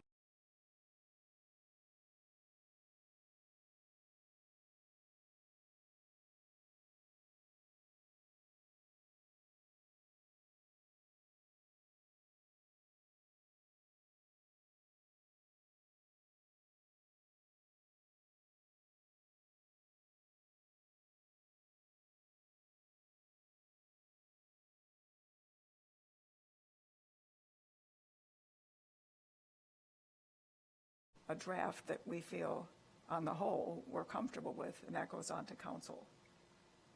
Chair, I just want to note that my hand is raised. It may be hard to. Yes, since I'm facing the other direction, it is hard. Can I just go to Councilmember Harakaris, and then I'll come to you, Councilmember Reed? Sure. Thank you, Chair Ravel. One thing I jogged my memory when you were speaking earlier. I think one aspect of this that going forward, I want us to have some clarity around how do you report incidents. So I do not want this to be an onerous burden on housing providers to provide the reasons for a non-renewal.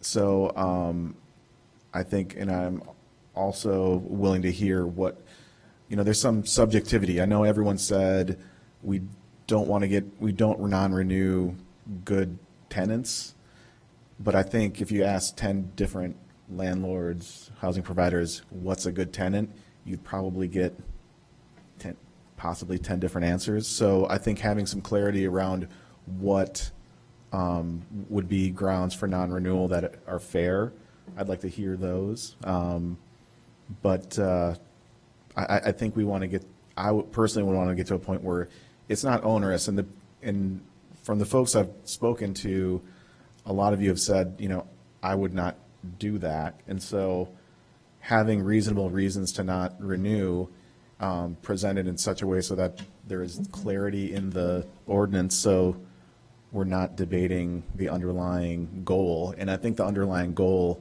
I think for all of us in this room, is to be able to get rid of bad tenants. I think that's where we want to land, so. Right, okay. Oh, and Kathy, did you have your light on? I just noticed that. Did you want to say?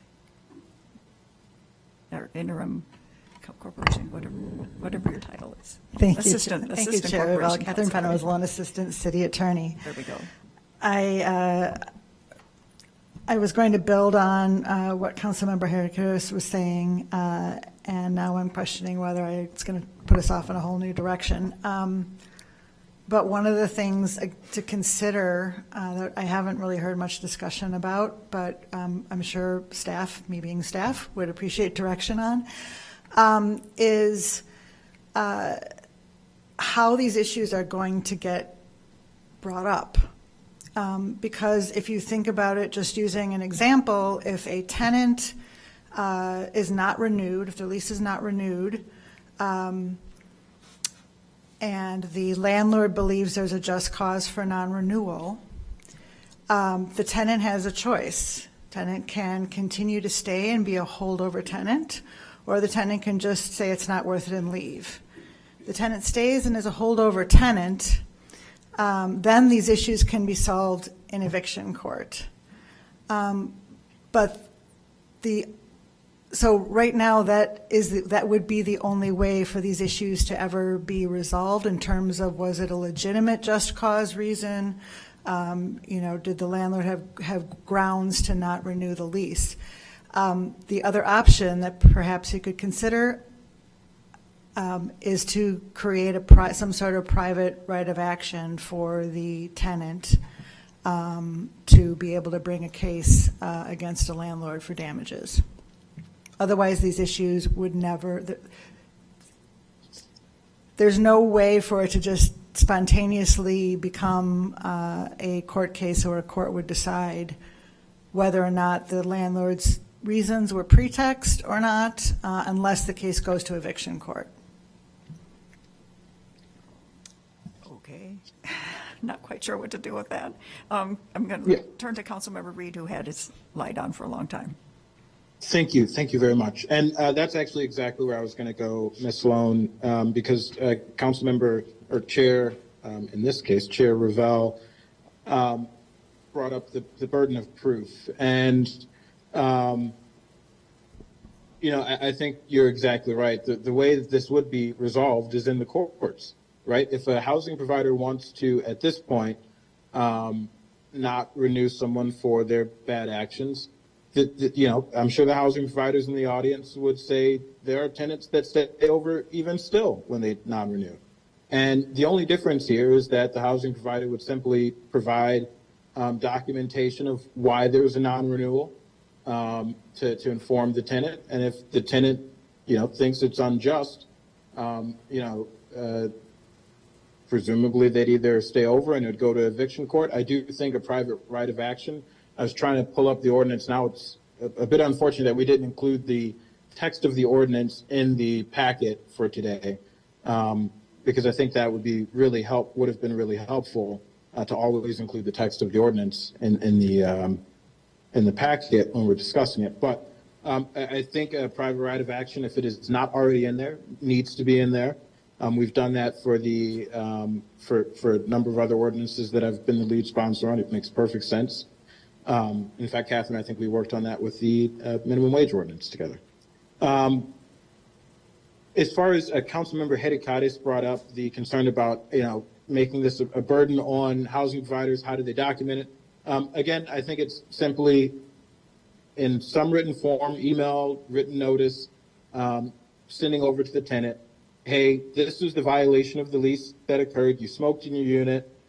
We were able to detect it. You we're bouncing around and making a lot of noise. You're playing your music loud. We're sending you a notice for the violation of the terms of the lease, which I think should be done regardless. If someone is violating the terms of the lease, why shouldn't they receive proper notice that they are violating those terms? So they have the opportunity to remedy it, and it's documented. I think that's just basic. That should have already been basic protocol, so it shouldn't be a new burden to anyone. And if anyone's not on board with that, well, it's something they should have started doing a while ago. And so it would maintain the status quo there. And I think that's what we need to do. But also, I do think, some concerns that are being raised by my colleagues on this committee about, we've discussed this for a year and a half. Maybe it is time for council to hear this. I agree with those sentiments that folks like Ms. Thurston shared. And so, but the question about what are we doing here? What is our goal? I think, as Chair Ravel said, our goal is to put forward the best ordinance, the most comprehensive, thoughtful ordinance this committee can, so council can review that with the understanding of how much time this committee has spent on it, thinking about every angle that we possibly could. And so with that, I want us to start making progress toward building that ordinance that can move forward to council, that we can be proud of, that the community can understand is reasonable, and can maybe even be further refined at council. So I'll start here. I think it is a reasonable, I'm not excited about it, right? Because I do think even small owner-occupied housing providers can potentially be bad actors. I think it's less likely that they would be, but there's potential. But I'm willing to make the concession, and I'll move that we amend the ordinance to create an exemption for owner-occupied units, owner-occupied properties that contain 6 or less units. That's a motion. Okay, is there a second?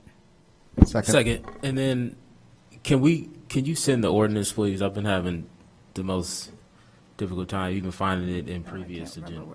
but, agendas. Yeah. So just please email me that. Thank you. right. If you can email it to the whole committee, please, staff. Okay, so there's a motion before us to have the version of the ordinance that goes to council exempt small landlords of 6 or fewer units. Can we Does have it- a discussion on Specifically that? owner occupied. Owner occupied. Do we have a discussion on that? Yeah, right. Yeah. You know, one of the things that I remember is I also was part of the task force for COVID rent relief. And at that time, I was advocating for small landlords to be the first in line landlords that qualify for that rent relief, to be the recipients of that help. I thought maybe landlords of 2 flats, maybe 4 units, and the number kept on growing, and I said, okay, maybe 12, maybe 15 units, that's fine. So the task force, other members were pushing for a larger number, so I go, well, why don't we give first priority to the real small landlords? No, the number grew to 25. And then this committee voted to increase that number to 35 units in order to qualify for COVID. So the reason I'm bringing this up is because small landlord doesn't have a standard in the city of Evanston. So unless we have standards to go by, we're going to be creating at the whim of the wind that blows today. And I don't think that that is a good standard to set. I think So- the motion was 6 units or less, so we. I understand that. So that's why I'm bringing it, because previously, the small landlord by this committee was 35 units. So to me, that should be the standard. point of It was set information, that by was this small and committee. medium. Hold on, Councilmember Reed. So I was trying to convey my message. If I get interrupted, I lose my train of thought, then you have to hear me again. So I think that we should set standards that are standards forever. So that's why we set standards. So it's something. So the standard was set for small landlord to be counted as 35 units or less. So if we're going to make motions and accept that, I think that needs to be pushed to 35. The idea will be for the only ones that are not exempt are the ones where are large number of units in the city. But that's another. If I Point of could information. ask staff, the reason we expanded the number of units in the size of the landlords was because there weren't enough, that was to be able to take advantage of the amount of money that we had for the COVID relief. I can't quite remember why we inched up in terms of the size of the landlord units. Just point of information, I served on that task force that Mr. Rodriguez was on, and I can tell you, to cut right to it, the definition was not for small housing providers or landlords, it was for small and medium. So that's the difference there, and I think that's the key point. We weren't just defining small, we were defining small and medium. Right, good, okay, thank you. And Okay. just another point of information. Yes. I know that for that particular program, we were looking specifically for housing providers who were economically impacted. So you had to prove that, during COVID, you were economically impacted. And I think we even raised the number for the medium landlords once because we actually didn't have enough folks that could prove that they had financial losses. So I think there was at least one expansion after kind of gathering more data from who applied. Yeah, okay. Who's Councilmember Burns, is that your light? I'm good. I don't even remember flipping this. I was really just seconding. Oh, okay. And is this you, Joanne? Okay, sorry. Yeah. I'd like to include non-occupied landlords, because I think there are a lot of small landlords who own multiple buildings and don't live in any of them. So if you've got 3 2-flats, you've got 6 units. And then, I had said months earlier after meeting with city staff, when we talked about landlords with under 6 units, as a realtor, that's one building with 6 units or less. And her definition was one landlord with a total of 6 units in multiple buildings. So again, we need to clarify definitions, make sure we're talking about the same thing. But I'd like to include non-owner occupied units being exempt. Okay. So, Ugo, you have your light on again about this. That's okay. Thank you. Sorry, I'm the one with the light on all the time. So, all right. I don't even know where to start with this, but, one of the most sacred relationships in our society, in life, is marriage. And even marriage ends in divorce 3 months later. So that's one point. That's blessed by God. We swear under God that this is until death do us part, and all kinds of other things. And it doesn't happen. There is a reason. One side has to have a reason for that, and that's enough. Then we also have something a little bit more important in our case, which is intrinsical to the relationship, and it's that it's originated by a contract. And we are going with this against contract law. It has a term, and the term is 1 year most of the time. It could be 2, whatever the 2 parties decide. We're going against that. And is the city going to be then attacked by attorneys that sees it that this is going against contractual law? I don't know. I'm not one. But it doesn't smell good to me. I think that we're taking the rights away from the landlord to have a contract with a tenant. And the term is that. And if we value a tenant, we want to renew that contract. And most landlords will value a good tenant or just a tenant.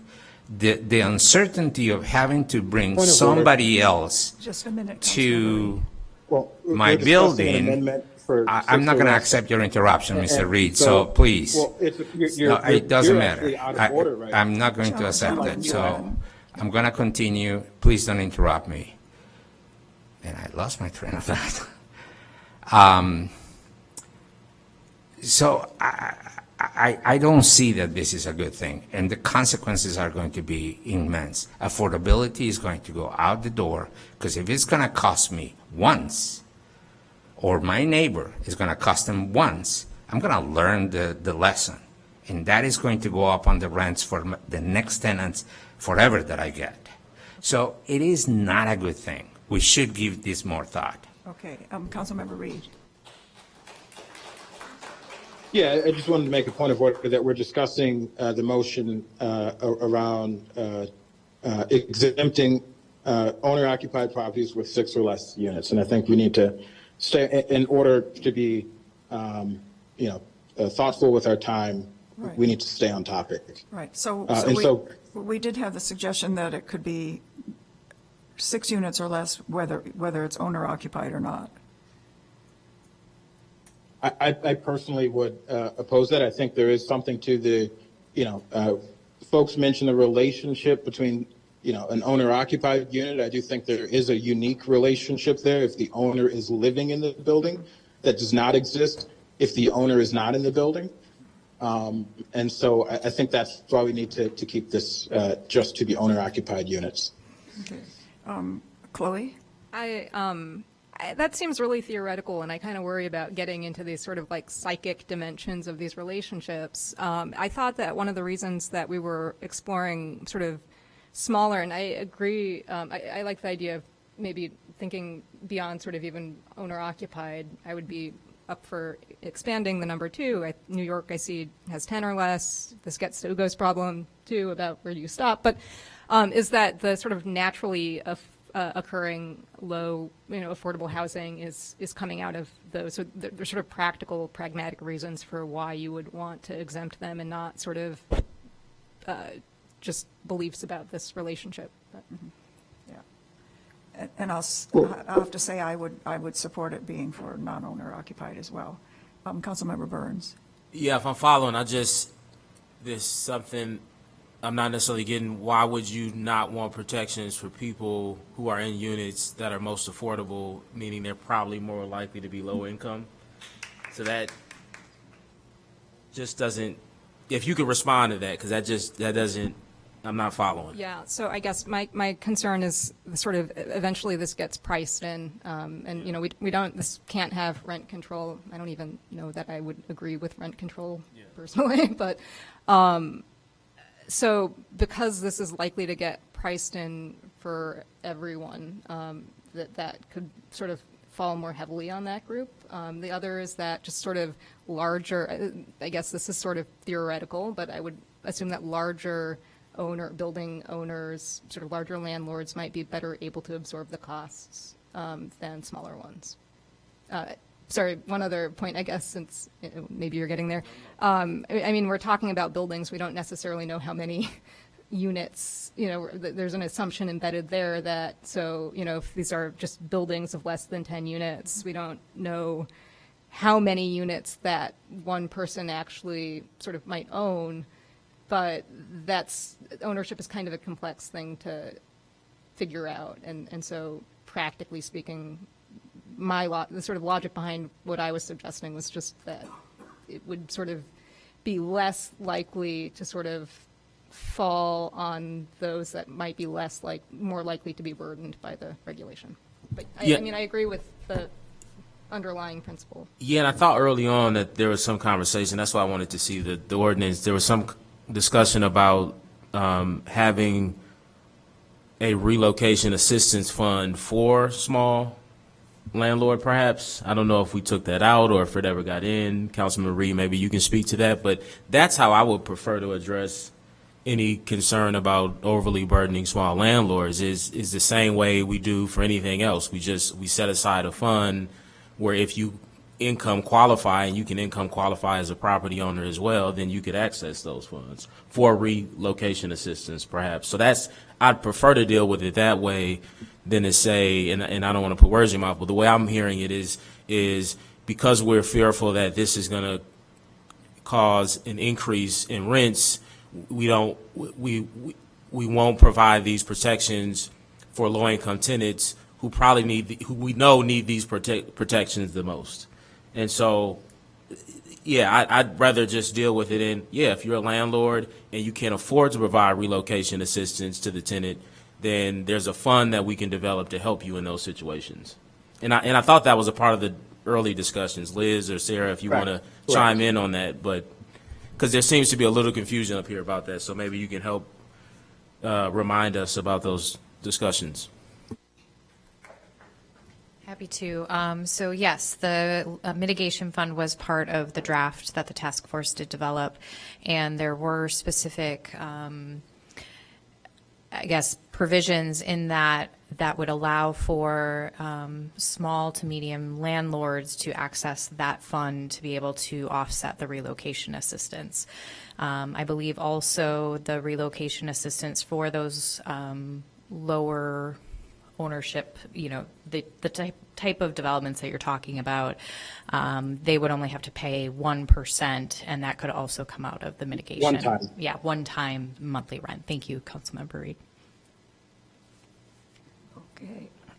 Joanne. Well, even though I don't live in my two-flat, I have a real relationship with my tenants. The one was there long before I bought the building. But to say I don't have a relationship with my tenants is terrible. I'm just not assuming that everyone is having a relationship. My landlady, her husband officiated my wedding, so it's not like not all landlords, but just that I wouldn't make that the basis of the assumption for sort of all small, for why there would be a policy that would exempt small landlords, that's all. Yeah. Well, so the motion before us is to exempt owner-occupied small landlords, meaning 6 units, and the discussion was 6 units or less. So does anybody want to amend? I just want to note that my hand is up as well. I'm sorry. It's very hard No, to no problem. look in the wrong direction here. Okay, so go ahead then. Yeah, I just want to note, this, I want to second what Councilmember Burns said, that we do want to make sure we're providing these protections for folks. That's why I'm skeptical to even, exempt anyone, because I think everyone needs these protections. But I do think, it's theoretical to say that a non-owner occupied, why is owning 6 units or less the magic number, and what about this ordinance is so burdensome that folks shouldn't be already doing a standard practice? Really trying to compromise here with what folks have been asking for, and what folks are asking for is owner-occupied units. And it's not theoretical. There is definitely a difference when you live in the building that you're saying, and also it makes it easier for us to prove. If anything, just saying 6 or fewer units would discourage folks from following our rental registration law, because you'd have an incentive if you own 10 units to not register 3 of them or 4 of them or whatever to get below 5 of them to get below the number. And so I don't think we should be creating those incentives. It is very clear if you live in the building. I think that'll make implementation easier. It'll make it easier for tenants to have understanding. And I actually fear one of the unintended consequences of exempting this group at all is that if I'm a tenant, if I am a tenant, as a tenant, I might be less likely to want to rent in a smaller owner-occupied unit because I won't have these protections. So I actually think that's an unintended consequence, but I think it's one that because so many folks are asking for it, because it is definite, it's not theoretical, that there is a different relationship between someone who lives in the building and someone who doesn't, that this is a worthy exemption to make, and it'll make sure that it's easier to implement this law and it doesn't encourage folks to flout the law in other places. Thank you. Okay, so are we ready to vote then? Whoops. Yeah, Ugo, go ahead. I think that mediation, it's a great tool. And if a tenant thinks that he or she is being treated or they are being treated wrong by the landlord, that should be the tool that the city should be using. I think Point of that order. We are discussing the motion on 6. it's part of the discussion of this, Mr. Reed, so please stop interrupting me. Please follow the rules and stay on topic. So, no, Ugo is suggesting that mediation is it's a way of addressing this issue instead of what the motion would do. So that's a separate motion. So then you vote no on this motion, and then you make your separate motion. But that is not related to this particular motion and is out of order. And I think also just for the sake of time, and Ugo is now leaving, so it may not matter as much. Just for the sake of time, I really encourage, and I do this with my colleagues on council all the time, make a motion. I think we've all kind of expressed where we are on this issue, and so to continue to repeat the same thing without making a motion is just going to, prolong the meeting unnecessarily. As a committee member, where you do have authority or power or whatever you want to call it, is to make a motion. And so if you want to make a motion for mediation or anything else, I would encourage you to do it after we vote on this. Right, yeah, okay, so does staff want to, I'll do a roll call? Thank you. Sure. Councilmember Burns. Aye. Councilmember Harakaris. Aye. Councilmember Reed. Aye. Committee Member Rodriguez. No. Committee Member Thurston. Aye. Committee Member Zalomi. No. Councilmember Ravel. Aye. Motion passed. So the motion passes, so we've got that issue taken care of. The other area that I think there was a lot of interest and agreement on is expanding the list of good causes. I don't know if we can. I have a motion for that. Oh, good, okay. Yeah, I think thus far I haven't really heard anyone give a suggestion for expanding the list. What I have heard is a motion to clarify the number one cause, which is material noncompliance. And I do think that, and I think that's a worthy clarification to make. So what I heard from one of our public commenters was that some cities have a number of 4 violations in a year equals material noncompliance. And that way it is crystal clear what material noncompliance is. It is 4 violations in a single year, and that would give someone, a housing provider, the right to non-renew. And so I think that clarification makes perfect sense, and thereby I will move that we amend the section that includes the reason number 1, material noncompliance, to clarify that material noncompliance is 4 violations in a single year. I think, wasn't that 4 instances of not paying rent? So it was. I think that was one example. That was an example of not paying rent. But I think if I'm really listening to the housing providers, they're concerned about the person who's playing loud music. They're concerned about the person who's smoking in the unit and has kids running around above an elderly person. They want to make sure that they understand what their rights are for non-renewal, so we don't create this confusion in the future. And I think that non-payment is one, but I think 4 violations in any one term, in any one year, makes sense to me. I would suggest to make it 2. Councilmember Burns, is that your light? Yeah. And so I'm sorry, that was a motion. Oh, okay. Oh, second. So 4 in a year, in a calendar year. And how our discussions have in this situation? We can't discuss anything. I would say 2 violations are good enough. If you have a tenant that is not following the rules, then 2. If you want to be hard-nosed about it, then just be. But this is, 4 times, and the tenant below the unit of the rowdy person just left me. So I have 2 tenants that are left. I had a case when a tenant was smoking in the unit. The tenant below had a kid with asthma. So they either leave or I evict that tenant. 1 time is enough. An attack of a kid with asthma is not fun.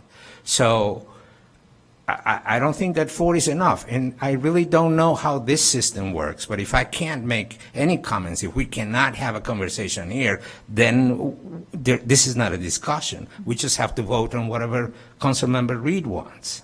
Yeah, no, well, okay, Councilmember Burns. You can have a discussion, but I think at least on 3 different occasions, you've kind of advocated for something that you can make a motion about, and that's all we're saying. If you have new information, if you want to just continue to say the same thing, you can do that. That is in order, in my opinion. I'm just saying I don't think it's the best use of your time. I don't think it's the best use of everybody else's time. I would say just make a motion, see if you have support, and then kind of move on to the next issue. So I just want to clarify that. I'm a little concerned on this one. I second it just because I think we need to have a discussion about it. Obviously, material noncompliance extends beyond just non-rent payment. And so I guess what I'm trying to understand is even if we pass this as it's currently being proposed and it's approved by council and all that, somebody could still evict someone over this or no? Like, I'm just trying to understand, because this would just say it's a reason. It would be one of the good causes. It's one of the reasons why you can not renew, but also you could evict before that for these reasons, correct? I think not. Yes, Councilmember Burns. I would hope the answer is yes. Yeah, because these are just reasons why even now and even after this, I would hope somebody could evict for these reasons. Because I want to be clear, and I haven't maybe fully expressed this. I have good relationships with landlords in the ward, have good relationships with tenants. There are times when landlords are creating nuisances, incredibly disruptive nuisances on property that is spilling over and affecting not only tenants in that building, but the whole block. And so I'm someone who wants to make sure that landlords have the ability to remove someone from their property when that is the case. And that happens all the time. And I want to be clear on that. I am not someone saying that it is always, on the landlords and not the tenants. That is absolutely not the case. I've seen both. And so that's what concerned me here. So I just want to make sure that we're just saying that this is a good cause, that you don't have to, renew, but also somebody could evict someone because of these things too, and this wouldn't make it difficult to do that. They could evict someone try to evict somebody even after the lease, even before the lease expired, over some of these material noncompliance issues. Okay.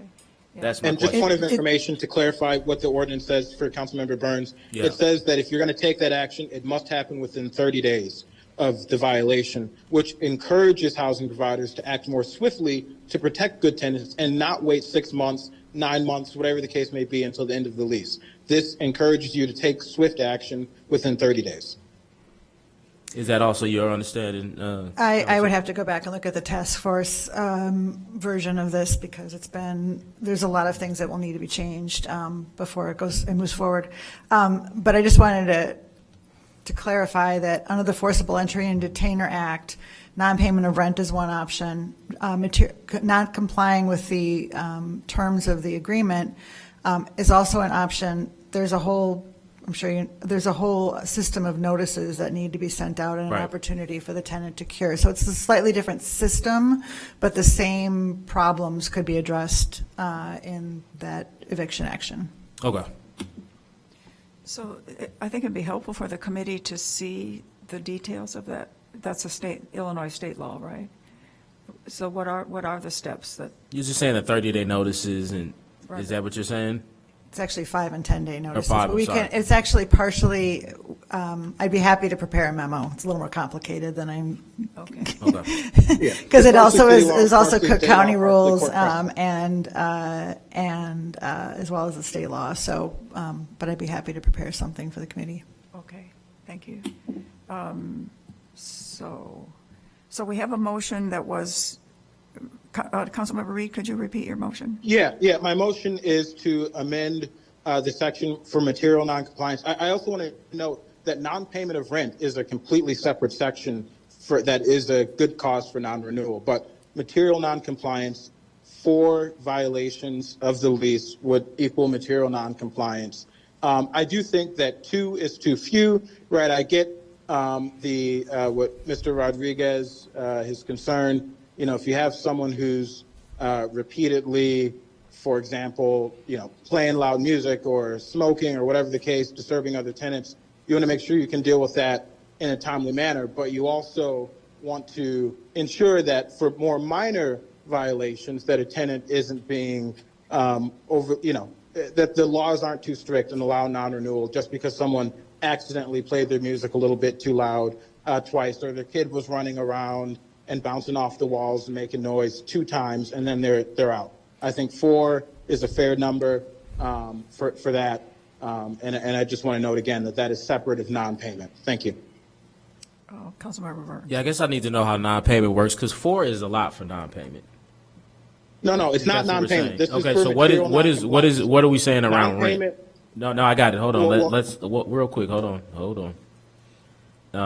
Yeah, what was in the draft? Yeah. Because it sounds like there's what's in the draft, and then there were some conversations in the task force. So I'm just trying to, what is in the current draft? What's in the draft is a separate section for non-payment of rent. And what the non-payment of rent says is that the person has, in a separate section of our RLTO, they have a one-time right to cure. And also they certainly have their 10-day period, that is mandated by Evanston law. Okay, so material noncompliance, you're saying 4 times for everything else, damage to properties, illegal activities, in violation of other lease terms. Correct. Smoking, loud music, kids running around. Health and safety violations, you're saying 4 times. Correct. And we would enumerate those in the ordinance? Yeah, It would be part of the lease terms. This one I need a little bit more time on. I need a little bit more time on this one. If I can clarify, it's material non-compliance of the lease. So your lease may say, hey, you need to turn on the heat in the winter and keep it at 75 degrees because we don't want our pipes to bust. There are a whole host of things that could be unique to the building and that I think according to contract law, that we should allow landlords and tenants to enter into an agreement that is mutually beneficial for both parties, and they can set their own terms. The only thing we're regulating is, hey, how many times do they have to violate those terms in order for you to not renew? No, I know. To have the right to not renew. And I don't, So I just don't, I'm want to be not. clear, I just want to say, because Councilmember Ravel said, should we enumerate those conditions? I don't think that those conditions should be enumerated, because we should leave that to the tenant and the landlord to come up with in their lease agreement. Yeah, no, I'm clear on what this would do, and for all of these is, I just need some more time to think about that, so. Right, yeah, it's very. Especially illegal activities is Right. one that. And it's hard, I think, for us to integrate this into the draft ordinance, since we don't have the draft ordinance in front of us. Councilmember. Staff sent us the draft ordinance, Yeah, just for, yeah. everyone should have it in their email. Councilmember Harakaris. So I would almost suggest, because like I said, we don't want to make it so that you have to stay with a bad tenant forever. So maybe if we had a provision for illegal activity, having a lower threshold. So Ugo's suggestion of 2 for me seems a little bit too low. I would maybe, if Councilmember Reed would take a friendly amendment to land at 3. I don't know how many baseball fans are here, but 3 strikes are out. And then maybe add a provision for illegal activity. The problem is, if the illegal activity is egregious enough, it's like it's one time might be enough. I know if I was in y'all's shoes, I'd be like, and then one quick, hold on, Councilman Reed, please, because I am speaking to the motion. For me, again, for an egregious act, one time could be enough. And I'm also sensitive to the fact that, although I do think that landlords fare well in eviction court, that there is a cost to it, and it takes time as well. And I've seen how that plays out, where it's 3-4 months, and we still have this a nuisance on the block that is impacting, again, not only the other tenants in the building but the block. So that's why I said, for that in particular, I just need a little bit more time. I'm less concerned about some of these others, and maybe with a little bit of time now I can kind of figure that out. But certainly, legal activities is one of them. That's all, Chair. Thank you. Ugo. Thank you. The problem with multiple breaches of the lease on the tenant side is that, is the thermostat that is not set at 70 degrees and my pipes freeze once. That's all I need, really. That's going to be thousands of dollars that I'm going to be paying off because somebody decided not to set their thermostat. So I think that the consequences are going to be serious for landlords. And sorry if I'm repeating myself, but I think that if we were to have a mediation tool to use on all of this, then it could be a distinction between one instance and another instance. Somebody making noise once is totally different than somebody neglectfully not setting the thermostat so the pipes don't freeze. So I think this whole approach is wrong. Okay. I just want to note my hand is up. Oops, okay, well, we have our assistant Yes. city attorney with a comment first. Yeah, I just wanted to point out to the committee that the current draft of this does include a definition of material noncompliance in the section that addresses the landlord's remedy of being able to terminate the lease after giving notice of a material noncompliance. There is a definition.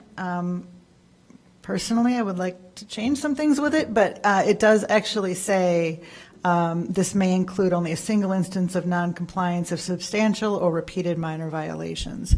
So there's already a definition built in to the statute, to the proposed ordinance that at least addresses that issue of how to measure material noncompliance. That is, again, that's for the section of the ordinance that already exists, whereby a landlord, if there's material noncompliance, issues a notice and can terminate the rental agreement if there's not compliance after that notice is given. How that's going to mesh with a just cause ordinance is something that the law department will figure out, or at least attempt to figure out and draft. But it is already built into the draft that material noncompliance takes into account, whether it's one serious thing or several smaller things. Okay. That's in the definition section. Got it. Yes, Liz.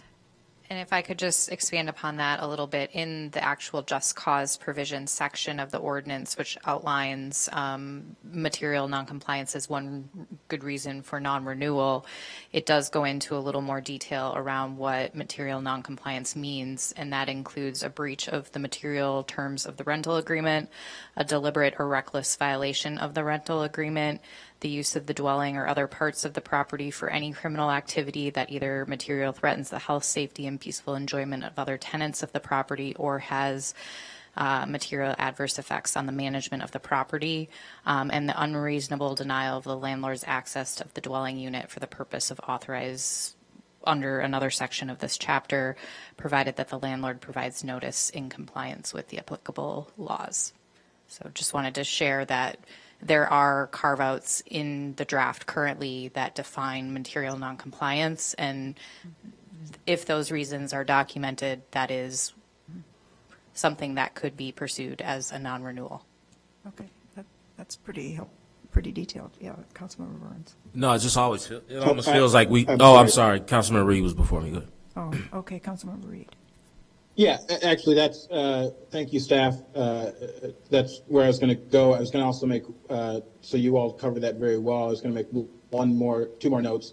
One, correction to something I said earlier, that this, the way it's drafted now, section 5362, would also include eviction. So I misspoke earlier when I said it didn't. As it is drafted, it would cover evictions as well. So that's one correction. And then also, where I was going to go with where staff started off, I think one way to address what Councilmember Burns' concern is and where Councilmember Hedekadis was going is using that split definition that we already have in the ordinance between a major violation and a minor violation. And we can make it, I would still say 4, but I'm amenable to 3 for the minor violations, and then still allow material noncompliance for a serious breach or for a reckless violation to just be one time. Councilmember Burns. So I'm sorry, I'll just make that amendment to my motion. Okay. So what you're saying is three of these. Or 4. I'm saying 4 minor violations. Right. And 1 major violation. Oh, boy. And we, yeah, go ahead. It's getting confusing. Yeah, so Councilmember Burns and then Joanne. Yeah, I guess for me it just goes back to like who is going to enforce this? Mm-hmm. That's where it's going to get tricky, and it's, if a court is going to sort it out, I almost lean towards not trying to maybe confuse it. Well, maybe this is not confusing it more for them. Maybe this is simplifying it for the courts. And if that's the case, then maybe that is a good thing. But I think that's just something on my mind is if there's disagreement, which there often is in these situations between landlord and tenant, it'll end up in court. And just trying to figure out, if we're setting, how this is going to impact how those court proceedings unfold. And it's just something on my mind. So, yeah, I don't know what else to say. I'm just thinking right now. Thank you. Yeah. Okay, Joanne. Well, who's going to define what's major and what's minor? It does, number one, it does say a serious breach. What's the definition of serious, So who is going to define what's a minor breach? Because in one situation, the landlord might consider it minor and another landlord might consider it major, and how many people it affects. So we get into, a lot of problems. Yeah, right. Yeah. Yeah, Councilmember Reed.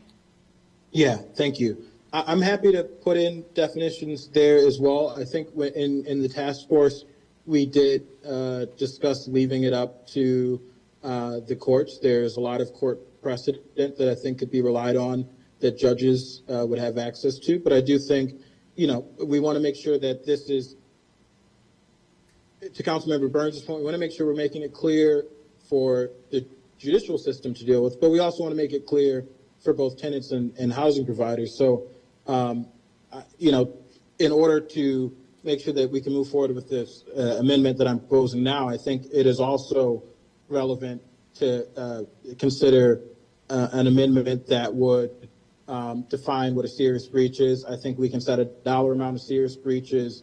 Certainly, I think part of the definition now clarifies what it is. It's the use of the dwelling unit for criminal activities, serious breach.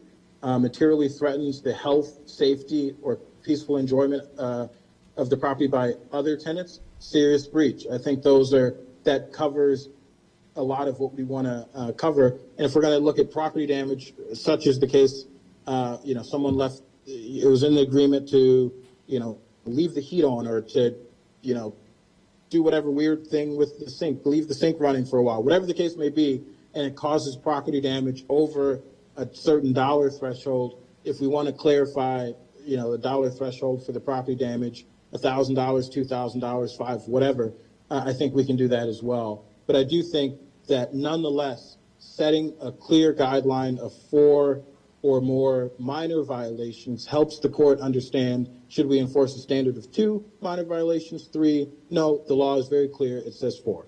And so I do think that'll help both the courts and provide clarity for tenants and housing providers. So I'd encourage you guys to vote on this and consideration of further amendments afterward.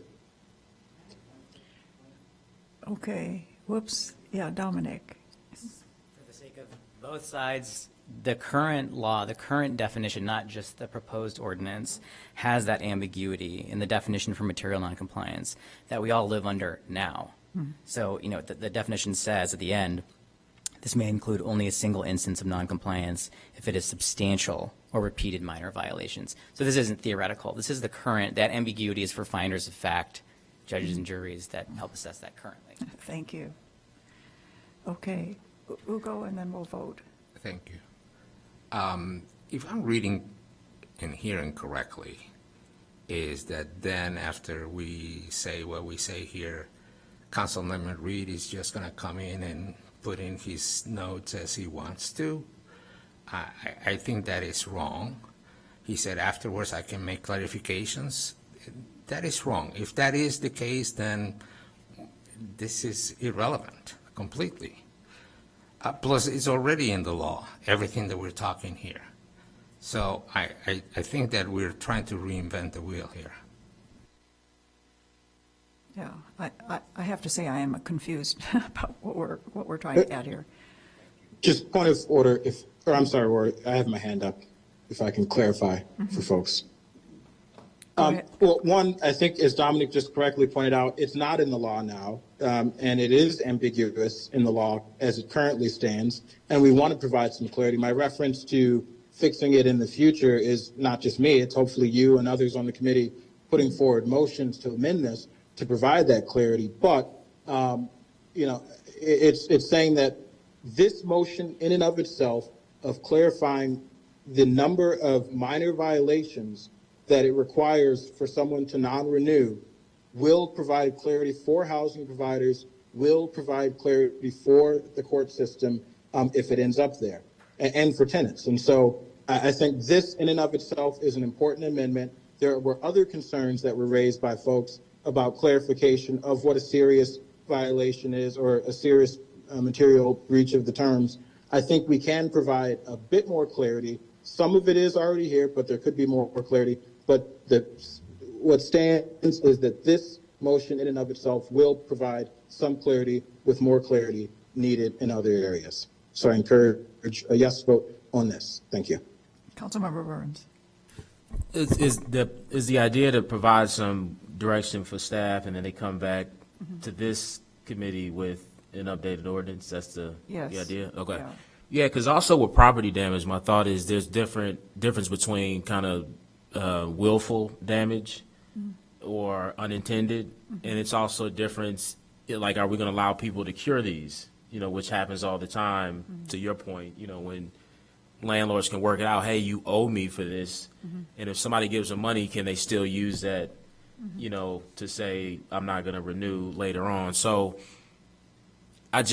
because this is coming back anyway, I don't know. I think it would be helpful to, I think this almost needs its own separate conversation, and I'd be happy to be a part of that offline, but I don't know if I'm comfortable. There's some things that I'm hearing that I like. I like the idea about minor or major, but there's just some nuance here that I want some time to work on, and I'm happy to participate in a session to do that. But yeah, unless we feel like it would be helpful to just, I don't know. I guess I need to hear from Councilman Reed what we're trying to achieve on this, but I'm not ready to. This wouldn't. I would want to make several other changes to this, and if it's helpful to vote on this now and do that later, fine. But if not, I'm also happy. Or we could ask staff to just point of provide us information. with- Sorry, Yeah. Chair. I was just gonna- Just point of information. Go I'm ahead. sorry. To provide some clarity here. One, I'll note that I think one, we're approaching 9:30, and maybe it is getting time close to break. We've made some progress here tonight, but I will point out, and I say that because the ordinance was not included in the packet, and I think it would be helpful for everyone to brush up on the ordinance again. I will note that in Section B of the material noncompliance section, there is a right to remedy, so there's a 10-day remedy period, and that is what is allowed. And so, I think many of the concerns that folks have, the committee, the task force took a lot of time, and staff took a lot of time, and our law department took a lot of time to draft this very thoughtfully, and I think it would be a good use of our time to maybe pause here soon and allow time for folks to reread the ordinance, get acquainted with it, and then come back to a future meeting with some of the changes we already proposed and maybe some more suggestions from staff and from committee members. Yeah, Thank I agree you. with that. Okay. Councilman Burns? No, I agree with that. Yeah. So can we table your motion? I will withdraw Thank you. my motion, and if I'm Okay. recognized, I will move to table this to the whole item to our, I don't know, what meeting would this come back to? Right. And A meeting to but be we- determined. But we could ask staff to provide the language for this in the packet for our next meeting, so we have that to look at. Yes. Staff's looking puzzled.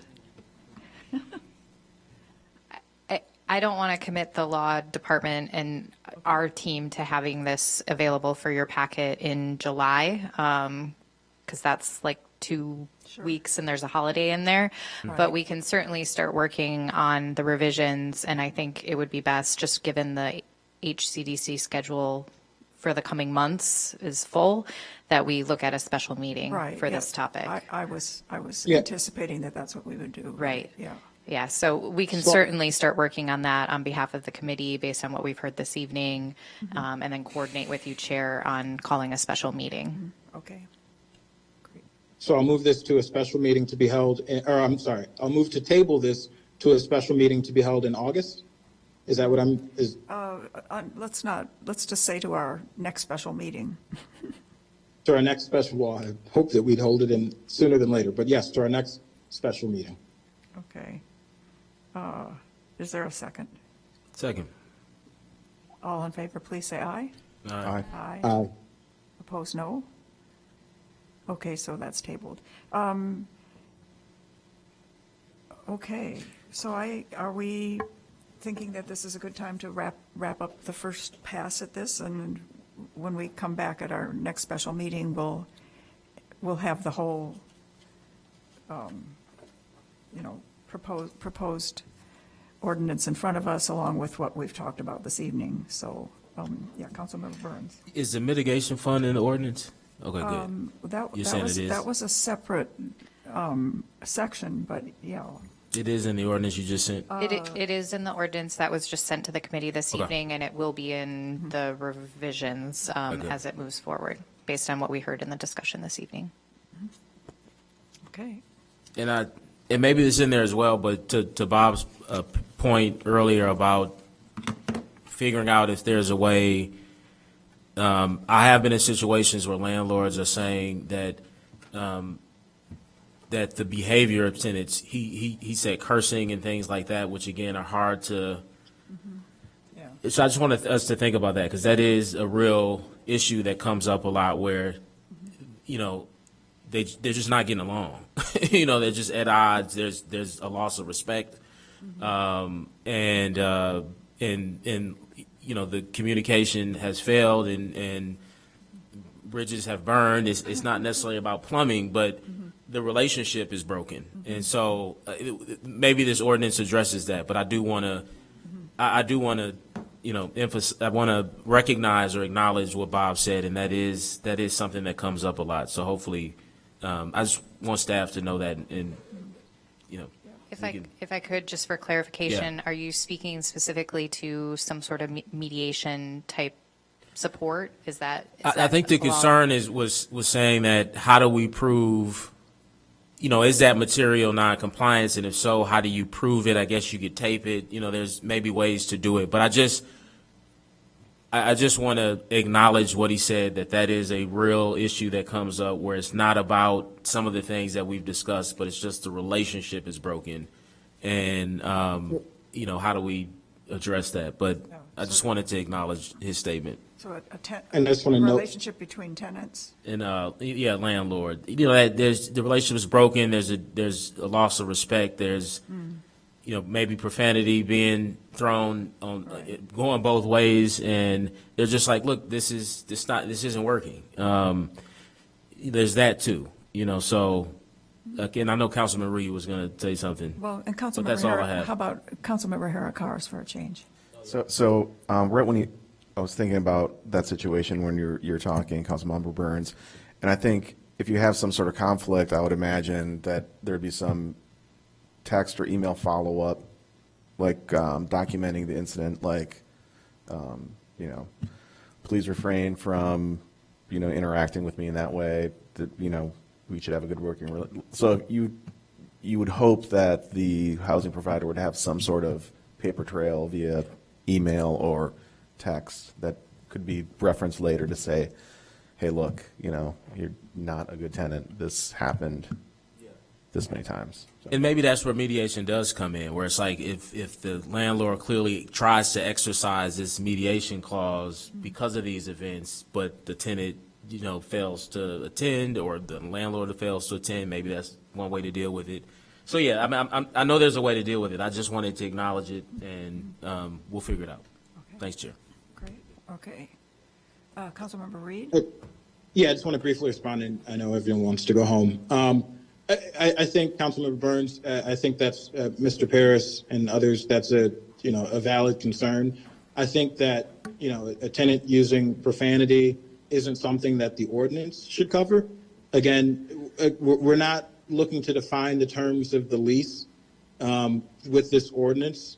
You know, certainly someone could put in their lease that, hey, part of the lease agreement is that we maintain a respectful relationship with each other. If that's something that the tenant and the housing provider agree on, and it goes in the lease, that's in the lease. And someone could put in the lease that, hey, we mandate mediation, and that's something that goes in the lease. And hey, if you don't show up to that mediation, it's a material, you know, it's a significant breach of the contract. But I don't know if it needs to go in the ordinance per se, but more so in the actual lease agreement between the tenant and the housing provider. Yeah, I think we're in agreement. I don't know if I said it should go in the ordinance or not. But the latter part of what you just expressed was almost verbatim what I said. So I think we're on the same page. Okay.